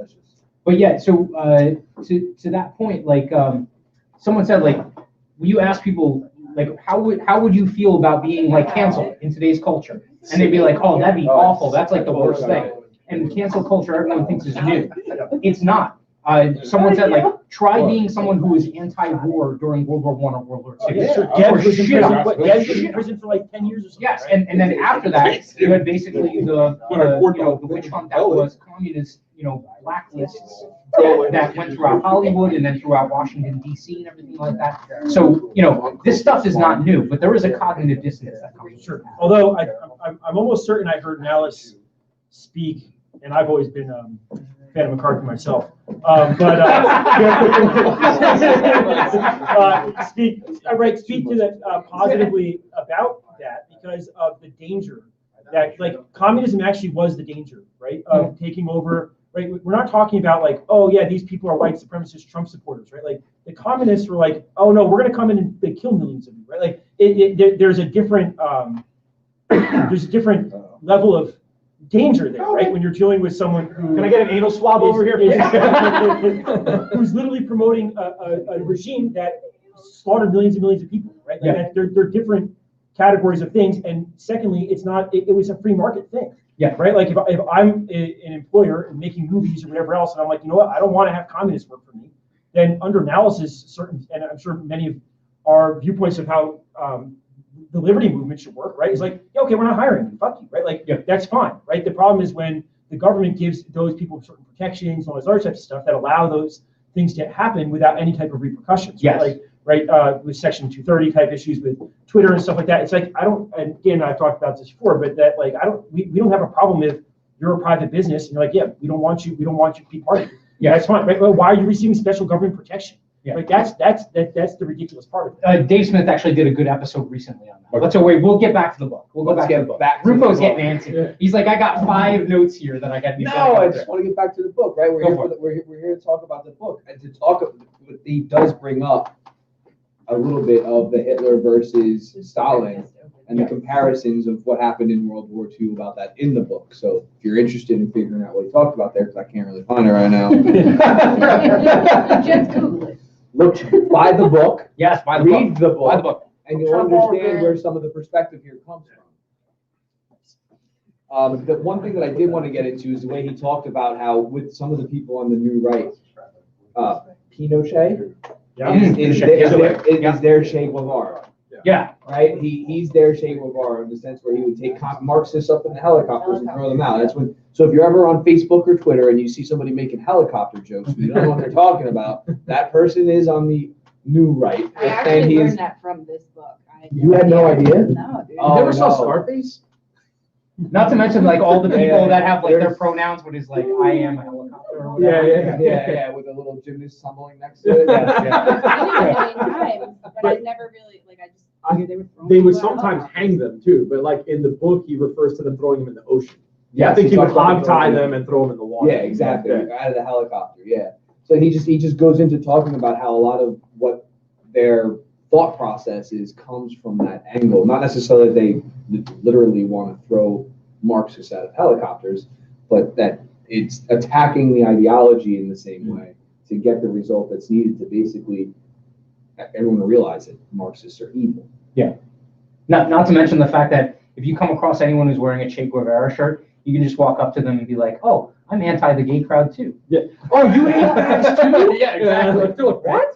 No, and that gets like, for lack of a better word, whitewashed, right? Like they like the ideology or the ideological end that Che Guevara was working toward, but what they completely discount is he was also one of the most racist people in the entire world. Like the phrase wetback came from Che Guevara. Like that is something that was like talk about like the inner circle and then trying to like push everyone else out who's not in the inner circle. Like that's exactly what he wanted. He didn't want migrant workers coming in to take, native Latinos jobs. Like he just didn't want that. Like, and they whitewashed that. So I will point out that he mentions that Guevara brought labor camps to Cuba, right? But he does also mention that this wonderful person named Hillary Clinton once named her dog Che. Just saying. Yeah. I think you actually give them far too much credit because like the vast majority of people wearing those shirts, They don't even know. they have no clue. Yeah. Right. I think that's it. It's just, it was that Hot Topic and it looked cool. Yeah. No. Exactly. And that I think that's the frustrating Is part. that even a thing anymore? Hot Topic's still around. Still Yeah, around? they still sell Cradle of Filth t-shirts. We still have They probably balls. do curbside delivery. Yeah. Yeah. Can I get 4 leather bracelets, please? Super size. Can I get 4 blue light candles? Can I get a vinyl of System of a Down's Chop Suey cover? What's the single? The single vinyl. Yeah, I think those are all right next to those real long piercings. To the point to how Mine's a terrible little Che- lower. On To the the horse point- part. So you- To the point to how terrible Che Guevara was, he mentions that Che describes himself as a cold killing machine motivated by pure hate. Yeah. Like, but He's a great guy. But you've got college Great students. guy. You've got college students Yeah. wearing his T-shirt. So cool, guys. I'm trendy. That makes me want to put that quote like onto a sticker. And then whenever someone walks by with the shirt on, just kind of like pat them on the back, be like, "Hey, buddy, oh, sorry, I thought you were someone else," and leave it on the back of their shirt because it's completely It's like true. Che and Now, Trump wait. both love balls. Now the other thing that Che does mention, it brings up that Che mentions is that much more valuable than the rural recruits for our guerrilla forces were the American media recruits to export our propaganda. Mockingbird. Well, that's like the cornerstone of the cathedral, right? That's the cornerstone of the cathedral is the combination of the government and the state apparatus and media, right? You need a distribution mechanism because something he keeps coming back to is, especially on the progressive side, and I know we're like dunking on like the progressives and the leftists. He even says that they don't have a monopoly on these types of tactics and outcomes, right? It's a little bit different in terms of the way that, I mean, they're the majority now, so that's who this goes against. But the propaganda piece is they need to control the narrative because the narrative is all they have. When you fight them on just destroying the fact that they have no like standing to actually, hold up to their views, they can't hang, right? So like they have to control the narrative constantly. If you obliterate the narrative, then you can win. But like that combination of the media with the state and with that progressive movement it's brutal. It's dangerous. Yeah.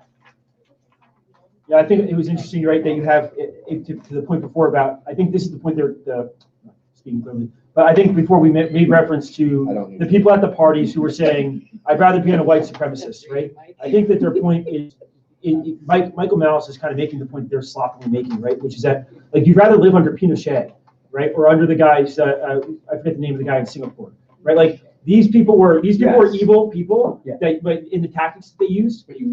But like, okay, yeah, and like Chile is also doing really well, right? Singapore's doing really well, right? Cuba, not so much. So right? I've made this point personally with a lot of friends. So I have a condo in the Philippines, right? And Duterte, everyone. Hard elitist. Yeah, right. I know, right? I'm one of them.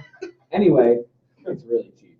But Duterte, everyone always talks about civil rights abuses. He just murders drug users. I remember the first time I went to the Philippines, he was still just the mayor of Davao City. And my uncle joked that, hey, don't get caught speeding, because even if you get caught speeding, you might end up on a raft out in the China Sea, right? But I've told friends before in the past, I go, not for nothing.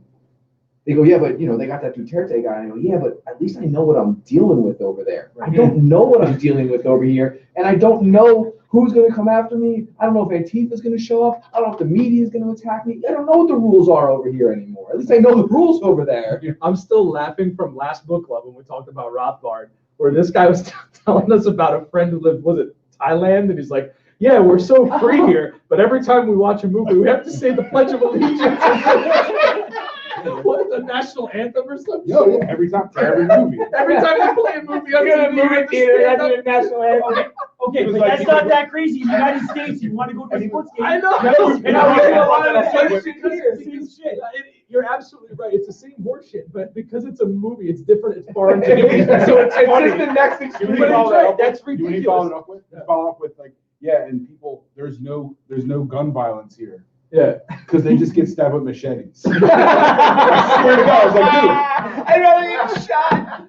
Well, I mean, it's the same shit in the school system. You got to go to school, and every day you got to They do the Pledge of Allegiance. They do the Pledge of Allegiance. That's why you homeschool your kids, folks. It's crazy. Yes. Yeah. Don't do the Pledge of Allegiance. One of my best friends went into starts. infantry and all sorts of shit. During all the time, he loves our country. He's in infantry, willing to die for our country. And he was one of the only kids I knew when I was teaching in that school that absolutely refused it. He would like laugh at people. He's like, "What the fuck are you doing?" Like and then they would try to give him. She's like, "Look, I'm going to fight for you, so shut up. Like, stop preaching to me, stupid ass. Like, I'm not standing for Pledge of Allegiance. I'm going to fight for your right not to.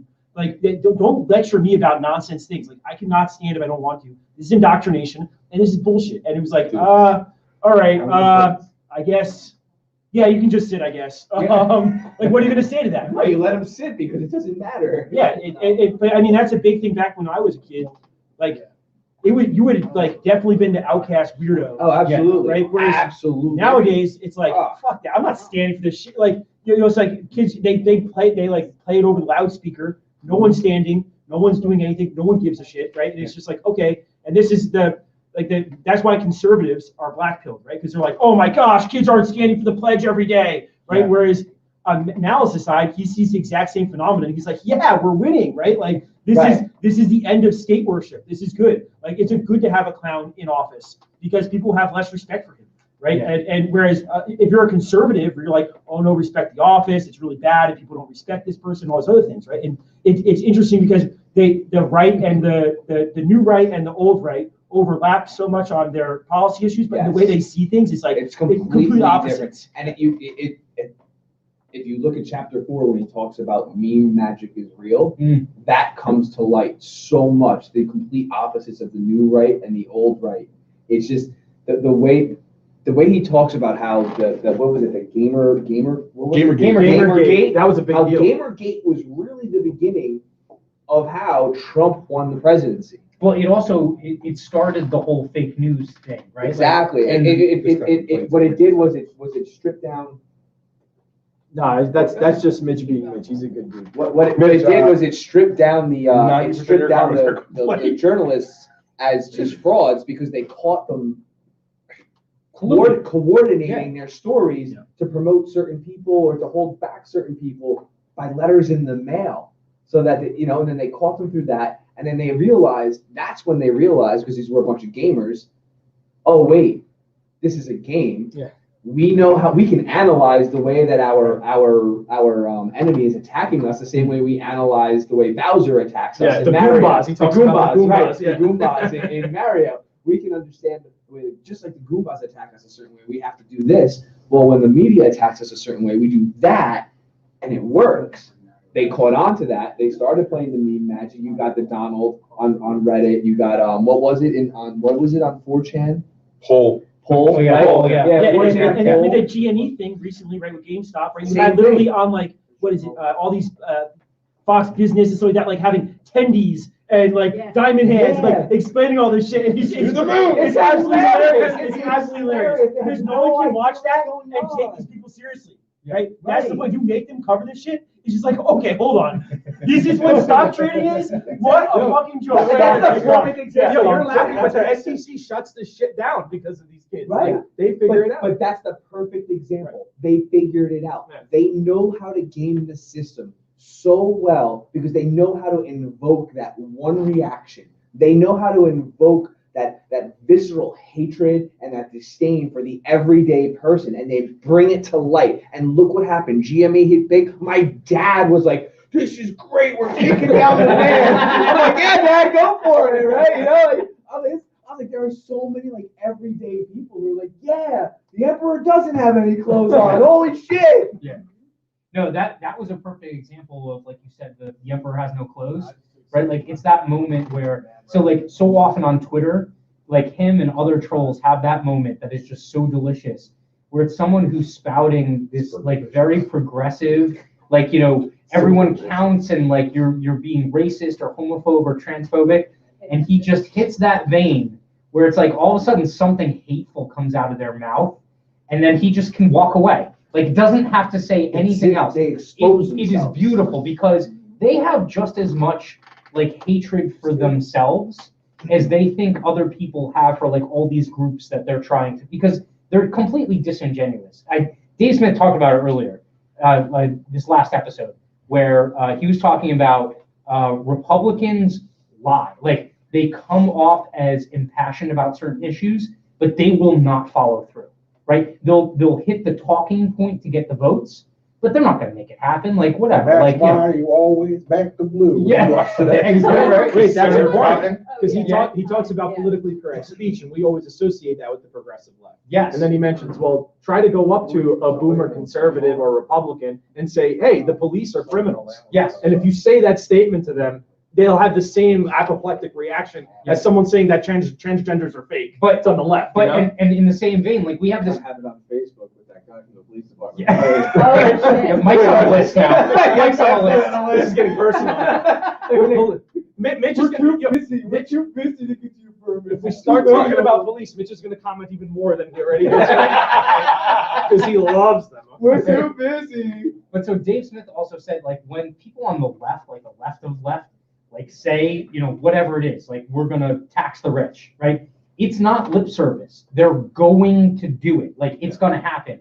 And Malice even alludes to the fact that some of these What are they things. going to do when they say eat the rich? Well, They're going to send me up to the haven't some of them argued for cannibalism along with the pedophilia? I think. But so no, Malice even alludes to like some of these like old school, like I think in some of the universities in England when they were founded and stuff like that, there were these very progressive groups that figured out that they weren't going to win over the short term. So like there was some phrase that he was like, it basically means we are going to win in the long term. And it's taken them 100 years in some cases, 200 years. But they've set the table and they were like, look, it's the same thing with gun rights, right? That Second Amendment, they're never going to come out and be like, okay, all guns are illegal.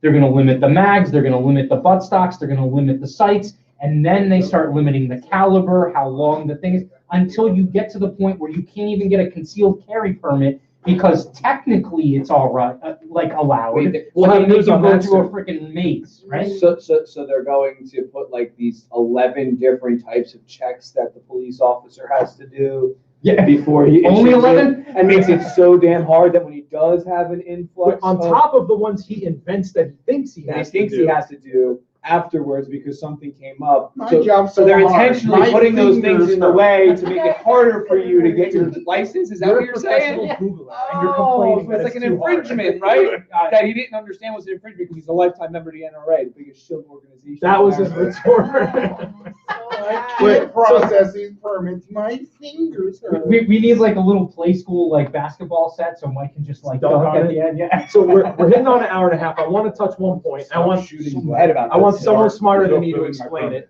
One thing that Malice always talks about on Twitter, and he hit on his book, is the concept of the midwits and how they are worse than a lower intelligence person in many respects. Does anybody want to hit on his criticism of midwits? Actually define midwits in here? Yeah, He does. Yeah. It's actually towards He the beginning. uses somebody wait, else's Use definition. the of index. It might Yeah. actually be. Yeah, I don't think he Should like we necessarily use- coined that like Right, he word took or it. Was, combo. wasn't Molebug, was He it? perfected It might have been Molebug. Molebug? Yeah. But he talks about the I really concept. wish he would have talked about Molebug more in the book. He did a lot in the beginning. Yeah, I don't know. And then he mentioned something that he alluded at towards the end, something he may be doing in the future.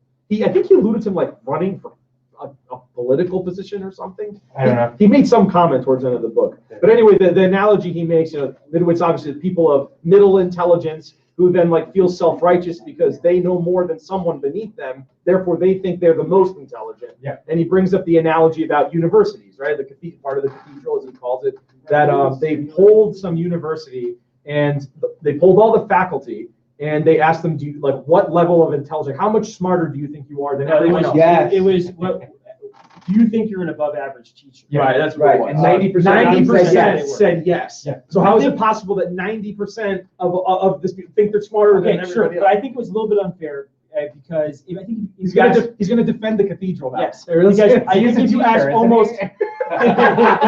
Are you above average there, Dave? Way above average. No, I'm not just a little bit above average. That's what makes it different than the midway. I want to thank Nathan here. It was Box Day. Thank you. Yeah, Thank you, yeah, Nathan. yes, You're right. yes, You're right. yes. It was not Molebug. But Thank you very much. And Kiwi did. Thank you so much for correcting that. But likewise, I think if you ask almost any profession, right? If you say, "Hey, are you above average at your job?" I think you're gonna have almost the exact same effect. I don't think that is unique to university professors. Right. I don't think he was saying that it's only unique to them, but it's just the concept that people have this like Yes. heuristic effect about themselves where Right, they. but I think bias. everybody does that. I think Yeah. the vast majority of people Weaponized overestimate their autism. intelligence and overestimate their competency. I don't think that's a new thing. I don't know. So like, not to put you on blast, but like Dan does the opposite.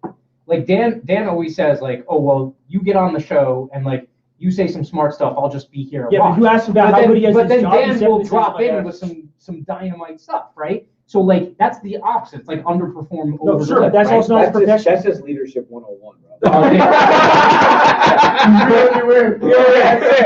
But if you ask him, That's it. is he above average at his profession? He's definitely say yes. Well, to your point though, I think you're She right would in not that say that. there's a certain universality of people have very little concept of how big the range is. Sure. Right? Like, so I don't even think like they might think they're better than like the other 5 people at their school or whatever. See you. Thank you. Good night. But yeah, they might think that they're better than like, 5 of the 10 teachers that are in their grade school or whatever, right? Which gives them impetus to actually say that. But also from the same respect, I can see where he's coming from because just think about it this way. The triumvirate is university, media, and government. Those are the 3 things, right? Sure. And he makes the argument, or I think someone else makes the argument later on, it might have been Taylor, that talks about, right, the other 2 come from university, it comes from education. Yes. And so what we've done is we've essentially commoditized education to the point where pretty much everyone that can sign their name and their life away as an indentured servant can at least get an attempt at an undergraduate degree. And then all these people graduate from college with an undergraduate degree, and they think that, all right, well, I have a college degree, I must be freaking brilliant, right? No, like the vast majority of them are still, and so that's why I'll come back to like one of my first points is he doesn't, like, he's never gonna, like, Mike, I would never think would look at your resume. Again, I don't want to put words in his mouth, right? But if I was putting myself in his place, wouldn't necessarily like look at your resume and be like, oh, you have a fantastic resume, you must be a smart person, right? I get the impression he'd rather speak to you and find out what your thought process is in order to get This is transcending into Silicon Valley, right? Because if you listen to Yeah. the Peter Thiels, the Elon Musks, for all of their little startups, they now, many of them have a requirement that you have no college degree. Yeah. That's a requirement not to have a college degree, because they recognize I can't mold and work with those people that are programmed according to this cathedral. Yeah, or in Silicon Valley. So Let's go, dude. Nathan again makes a great point. He said that Malice today on Twitter said it's easier to train a smart dog than a dumb dog, which makes great sense. They're useful, the smart dogs. Yeah. You can program them to repeat the things you want them to repeat. Well, and so that's a great point. And go to Noam Chomsky. Noam Chomsky says that you only need basically like the top 5% of people. Like this goes back to the whole like you troll, you destroy it, and then enough people see it, they can see that it's all BS, right? Well, the same thing with manufacturing the consent on the other side. You just need the top 5%. Who's the top 5%? It's white collar professionals, university educated people that you can basically take a scholarly slant. And if you can sling bullshit in the right way, they will eat it up because they get to talk all prim and proper about how they know it and you don't, right? But it can be all like just crap, like complete crap, and they will gobble it up like it's going out of style. Yeah, I mean, anybody that needs a credential to prove that they learned something that hasn't learned They're it, compensating, right? I mean, like, I tell us, I ask my son that sometimes, like, how'd you run the test? He's like, I don't know. I'm like, well, like, that's not good, right? Like, you know or you don't know, yeah, man. like, Come you on. should know after. He's like, well, how am I supposed to? I'm like, it's just like the whole problem with school to begin with, right? Like, you shouldn't have to have someone else tell you whether you put the puzzle together correctly, right? Like, when you put the jigsaw puzzle together, you're like, hell yeah, I did it, right? Like, I spent a whole day or a week, whatever, putting this thing together, and it's done, and I know it's done, and I don't need my mom or my dad to come over and be like, oh, no, now you're done. Yeah. You don't need to do it anymore. Or you did 70% of it, that's good, right? Like, that's preposterous, right? Like, you either mastered or you didn't, right? And if you have students that are leaving school saying, like, oh, yeah, I don't know if I really learned that, then, like, what are we doing here, right? But I have this piece of paper that tells me I'm intelligent. You're administering centrally planned and controlled standardized tests. That's what you're doing, and you're gonna like it. Yeah. There's no way out. Do it. I think a lot of times, specifically in that, is that like, what you can't teach in school, a lot of times is like the experience. So like, you could be an awarded college, whatever, brain surgeon, but you're not going to be good at performing brain surgery until you do it. Yeah, that's why in medical degree, right, you need to go do your internship. You need to go do your residency, right? You need to actually prove, I know how to do this stuff, right? I remember when my buddy, an ER doctor, had to put his first tracheotomy, when you put the tube in, and he was like, shit, that was crazy. I'm like, yeah, because you got to do that for the first time once, right? And it's like, that must be scary as shit. I'm like, I can never do that job. I would freeze up. That's a really crazy thing to have to do to another person. Yeah. But anyway, the point of They experience. expect you to stab someone with a pen in an emergency situation. Doctors are afraid to do it. Mitch says Noam Chomsky is a piece of shit. I just thought you guys should like it. Always a ray of sunshine. Is he complaining about Yes, no yes, Trump? and to Michael Malice's point, yes, but most of the people are pieces of shit. Yes, And- but there's a small percentage of what he says that can still be true, right? Like it doesn't necessarily be, he can be a piece of shit and still have something that he can bring you. dismiss everything that it has to To say. your point, Nick, I think that's a thing I think a lot of people miss out on. So they're like, oh, homeschool kids are sheltered. I'm like, the school itself, a public school, is definitionally sheltered, right? Like, it is physically sheltered, first off. Secondly, It's a literal prison. yeah, it's the most sheltered environment you could be. They take kids out of the real world so they can't experience adults, except adults that have been approved to be around you, right? If even if a parent wants to go get their kid during the day, it's like, oh no, hold on. You gotta sign in. Yeah, you got to sign And in. there's an armed guard that keeps you from So getting in. it's literally the most sheltered environment you can imagine. And it's like, yeah, that's right. Wow. No, Damn. Their armed guards ran away. Oh, no. Their police officers ran away. Yeah. They're agents of the state. County sheriff. Yes, There they're was also the security that was there. Like, one was shot and somebody else ran away too. no, right. He was a police officer who was assigned to that school. They were government employees. They were not private security. And So that's I why cleared that up, their like, case with a got dark thrown joke. away I too, wasn't because they're going not there. liable for it. That wasn't what I was trying to do. There's a great point that David brought up on a stream earlier this week in this spirit. Monroe schools, and you made this observation where Doug, one of our friends, he brought up that the teachers are all home and the students are in the class, and they're zooming to the teacher's house so the teacher can teach them from home. So he goes, "Who's watching the kids?" And Doug put it in the chat. He goes, "Oh, they have a security guard in the room." So it's like, they're literally taking the fucking veil off. They're in jail. Like, they're a bunch of kids with a security fucking guard, and the teacher's safe at home. No so the shit. kids are all exposed. The security guard's exposed, the kids are exposed. And they have a warden. They have a The warden. warden is on TV. And in our town, the security guards are armed. They have guns. So it's you're literally in a fucking prison. Like, it's not hyperbole. This is why I chose to start homeschooling this year. All right, so we're an hour and a half into it. Let's start rounding the corner. Any kind of last thoughts that we haven't touched? Any quotes we didn't pick up? Any insults, jokes? So much. Yeah, there's so much. It is like it's 295 pages or whatever of there is something on every single page. And like I can remember reading through it and wishing I had more time because there's some of those like those things that he alludes to, like Gamergate. I had heard of it before, Right. but I never really knew what went on. And just to find out that he connects the dots, that's what lifts the veil with kind of the collusion that happens behind the scenes in the media coverage for certain industries. I mean, we just went through the Gina Carano thing with that, and to see the universality in how the media, the mainstream and corporate media outlets covered that. And then to see the juxtaposition of how the alternative media outlets covered it is like, it can't be, and like the beauty of the new right, as opposed to say like the alt-right or even the traditional right, is these are young kids that have some of the most powerful technological tools ever known to man, pretty much the most powerful technological tools. And they know how to use them in a way, like I will forever, like I will be 90 and I will be looking on whatever supplants YouTube for the video of the walkthrough of how 4chan figured out where the flag was that Sheila LaBeouf put up in Tennessee, and they're honking, beeping the horn and echolocating the flag. There's a wizard in the background with sleeves dancing around.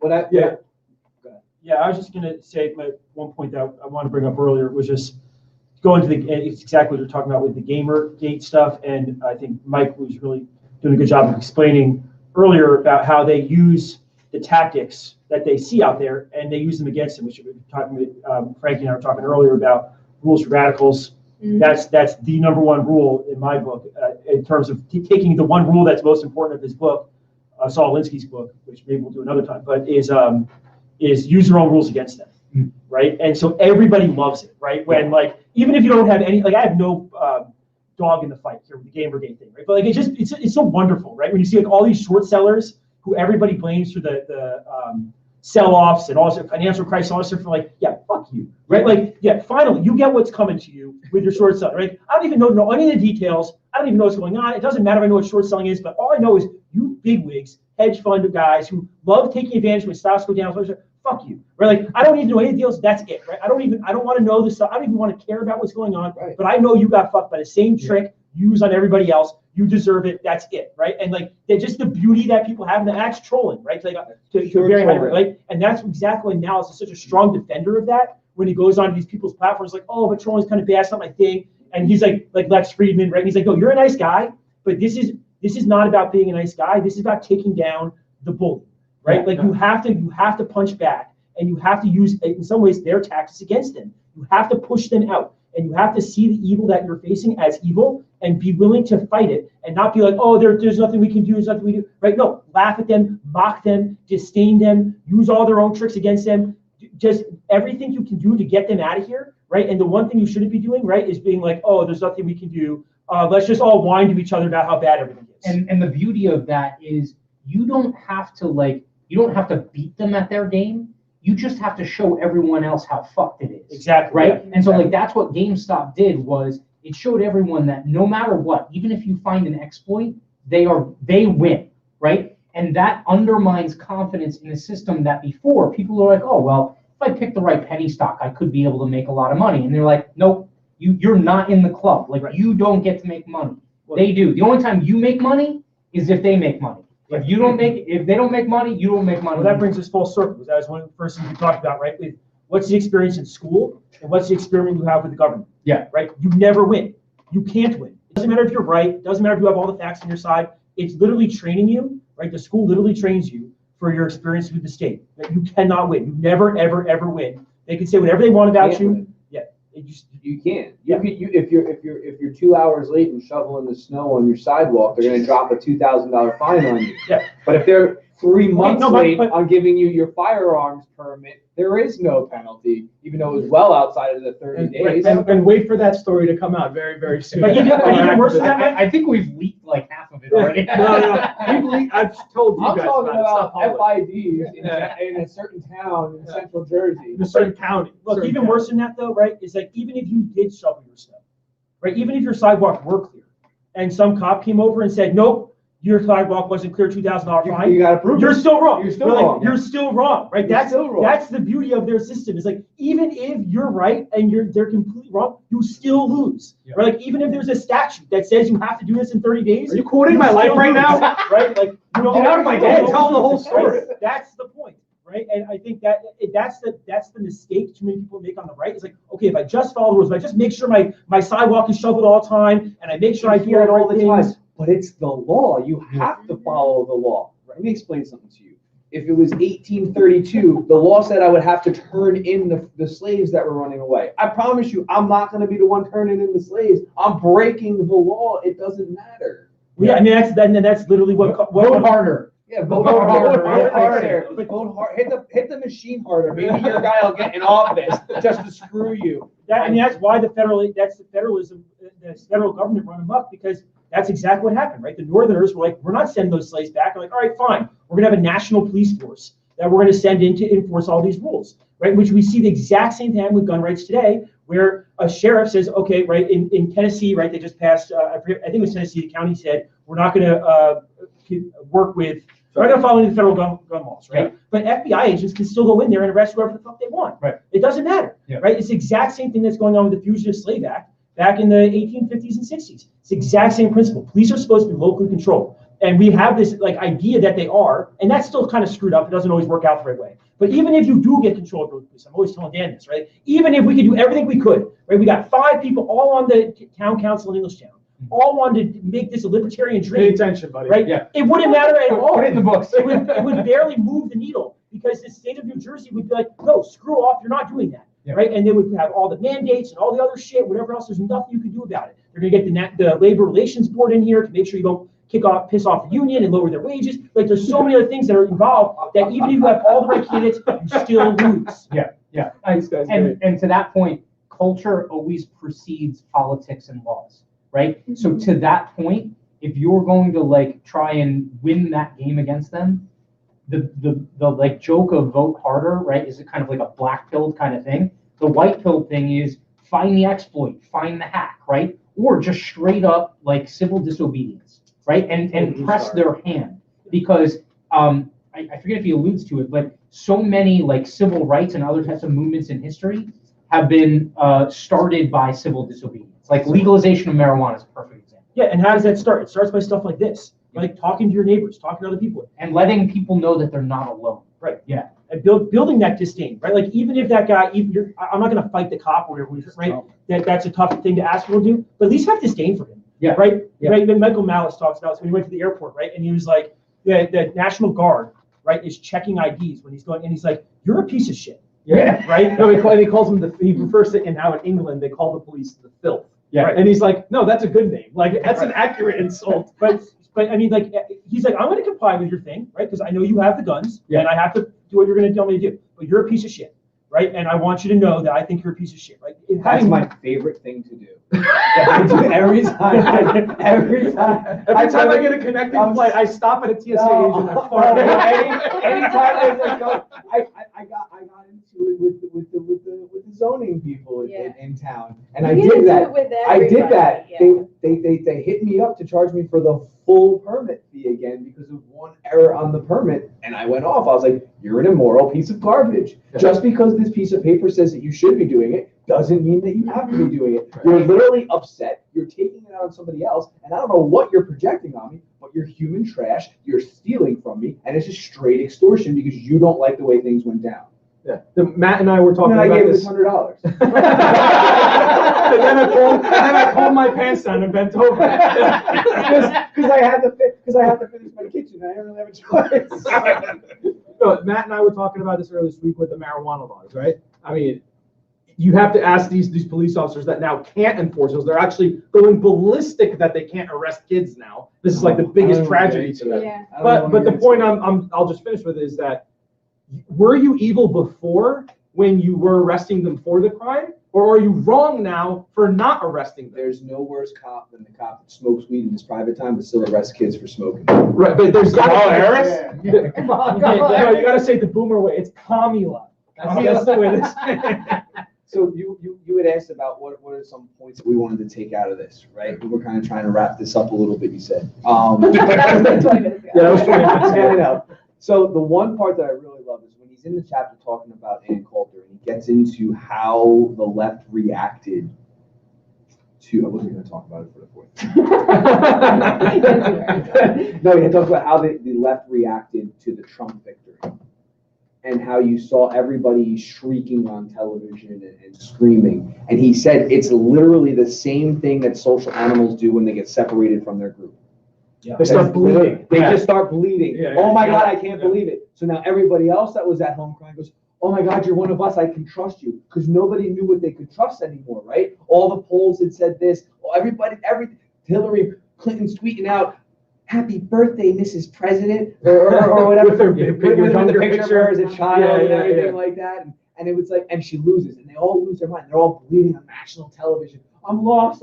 Help find me. Come find me. And he talks about it, and it's phenomenal. He goes, the thought through their mind is going, you're making the same sounds I am. The emotions behind them feel as sincere as mine. Then we can trust each other. Like that's what everyone. That's why the coded language is so important. And that's why the coded language is extremely important. I talk about language every time we talk. Like there's nothing more important than the use of language. Don't fall for their tricks. Don't use their language. Stand tall, be brave, be proud, and be who the hell you are. Do not give in to the evangelical left. Yeah.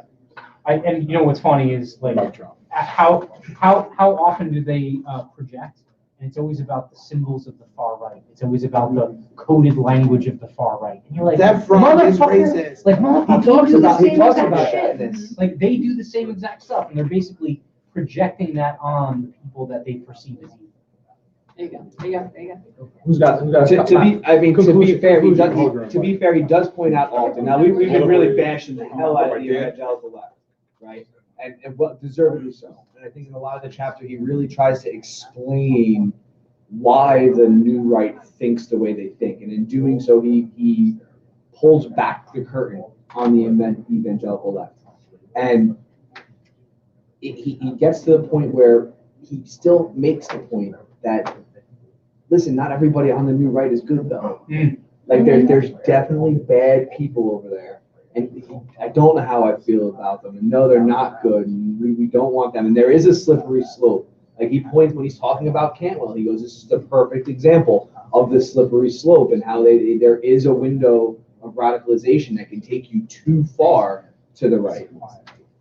and I think that's ultimately the underlying theme here. Is there is no when you start to get out on the outer edges of the fringe on either side of the side. I hate saying that because it's really so much more than that.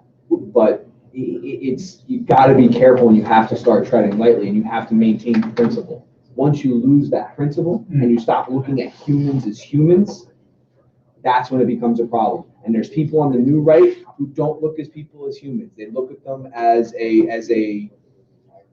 no, not even a virus. They look at them as a group. They do the same identitarian thing that the left does. Yes. Yeah, they're collectivists. They say you're white, you're brown, you're yellow, you're this, or you're Jewish, you're Christian. They put you in a hole. And the one thing that you got to stop doing is stop putting people on their label. Just it's a person. Hi, how are you? How's your family? Yeah. Those are the kinds of things. And I really think if you read this book and you understand this book, to me, that's part of the message. To me, the part of the message is everybody you engage with is an individual. Stop looking at everyone as a group. Yeah, 100%. Anybody else? I kind of got it as like an expose kind of, but like for both sides. Right. Like the book is shockingly nonpartisan in my opinion. Yes, that's the point. He's equally talking about, like you just said, how bad some of the people on the right are, and also the evangelical left, which earlier we talked about the distinction between the left and the evangelical left. Right. So the evangelical left is just the equal opposite of the new right. And when he talks about a lot of those things, it's just, it sheds a light on a lot of the things that people don't understand. So why, like you were talking about, like, what is Gamergate? Why do people think that frog is racist or a sign of racism? How do memes win an election? Right, memes. Why is this meme this way? Because if you were somebody who was on the left and you were to read this book, I don't think you'd be offended. And I think you'd come out probably learning more and understanding more, and like you said, kind of working towards a direction of, like, you know, you understand this person for a reason, and maybe they're just trying to be edgy. It's a joke. He goes over jokes. He goes over jokes tremendously. Yeah, he talks about, he you know, really covers it so well. People can joke about really shitty things like Parkland or you know, Or their not being father able to started a read. death in North Korea, right? Yeah. He goes, oh yeah, we didn't have Hunger Games. I just watched my father starve or Yeah, something right, like that. yeah, There's two yeah. different jokes here. Yeah. Although that's pretty good. My memory sucks. Like the first one was, what's your favorite movie? And there's everybody's going around. The North Korean guy says, oh, Hunger Games, you know. And then and the second one is a guy. He's a kid who escaped North Korea. And he's in I think American school system. I don't remember exactly the setting, but he's with like other kids in the Western world, and they go around like saying happy memories from their childhood. Yeah. And they're like, oh yeah, I like when I went to the beach or whatever. It's like, yeah, I saw my father starve to death, and like that was it. Like just like deadpanned it, right? And everybody's like, oh shit, right? But it's like the same as the Andy Kaufman thing, right? Like, and he's like, how dare you, like, say that this guy can't grieve through humor, right? Like you might not find that funny, and that's awesome. That's fine with you, right? I was just actually talking to some of my students earlier about this, about art and using the stuff in with the Jackson Pollock type thing, right? Like of art being objective, right? Because one of the guys had like a little index card with a picture on it, a painting, right? He's like, this isn't art. I'm like, dude, that's not the art, right? The art, this is hung in a beautiful museum that takes up an entire wall. It's gigantic, right? Like, who are you to say that's not art, right? If somebody else, that meant something to them, right? When he saw that, he was like, wow, that's amazing. I love the colors, whatever. Like, but I mean, not to talk too much about it, but the same with the jokes, right? Like, who am I to say that's not funny, right? If you laughed at it and you had a great belly laugh and you thought that was awesome, and I'm like, that's lame, whatever. Okay, cool. I don't like it. That's fine. I don't have to like it, but you liked it, and I should be happy that you enjoyed that and you thought it was funny. And good job. You got to laugh at it. That's good for you, you know? Not to mention the people that look at a Jackson Pollock painting or they look at a stand-up comedian. They're like, oh, I could do that. Right. Like they have this self-inflated sense of worth. Well, that's exactly the midwittery, right? Yes, that's totally. That's why I was thinking about this. Sorry, all day. Nick, we cut you off.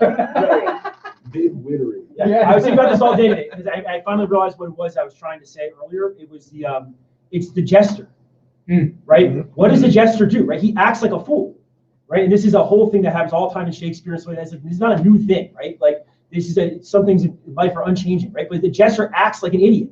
And everybody's like, oh, I could do that. Yeah. Right. But he's doing it in a clever way. Like acting like an idiot in a clever way is actually way more skillful. Right. And I was thinking about that with the painting. Right. You have like a painting that's all red or something. Right. You're like, oh, that's lame. I could do that. And you're like, how hard is it to literally make a canvas that's all red and have it be fucking awesome that people are going to give you millions of dollars for? Like that's even harder than just being really a technical artist. Right. And to do like a really beautiful thing that's obviously beautiful and get people to pay for it. Right. Yeah. In some sense, it's even better. Right. Like to be the gesture, be that stand-up comedian who goes up and like pretends at bombing, and that's really funny. Yeah. That's incredibly difficult. Right. And what's crazy is the woke comedy that's out there is like the complete opposite of that. It's like it doesn't get the beauty of darkness. You shouldn't feel like you're being insulted.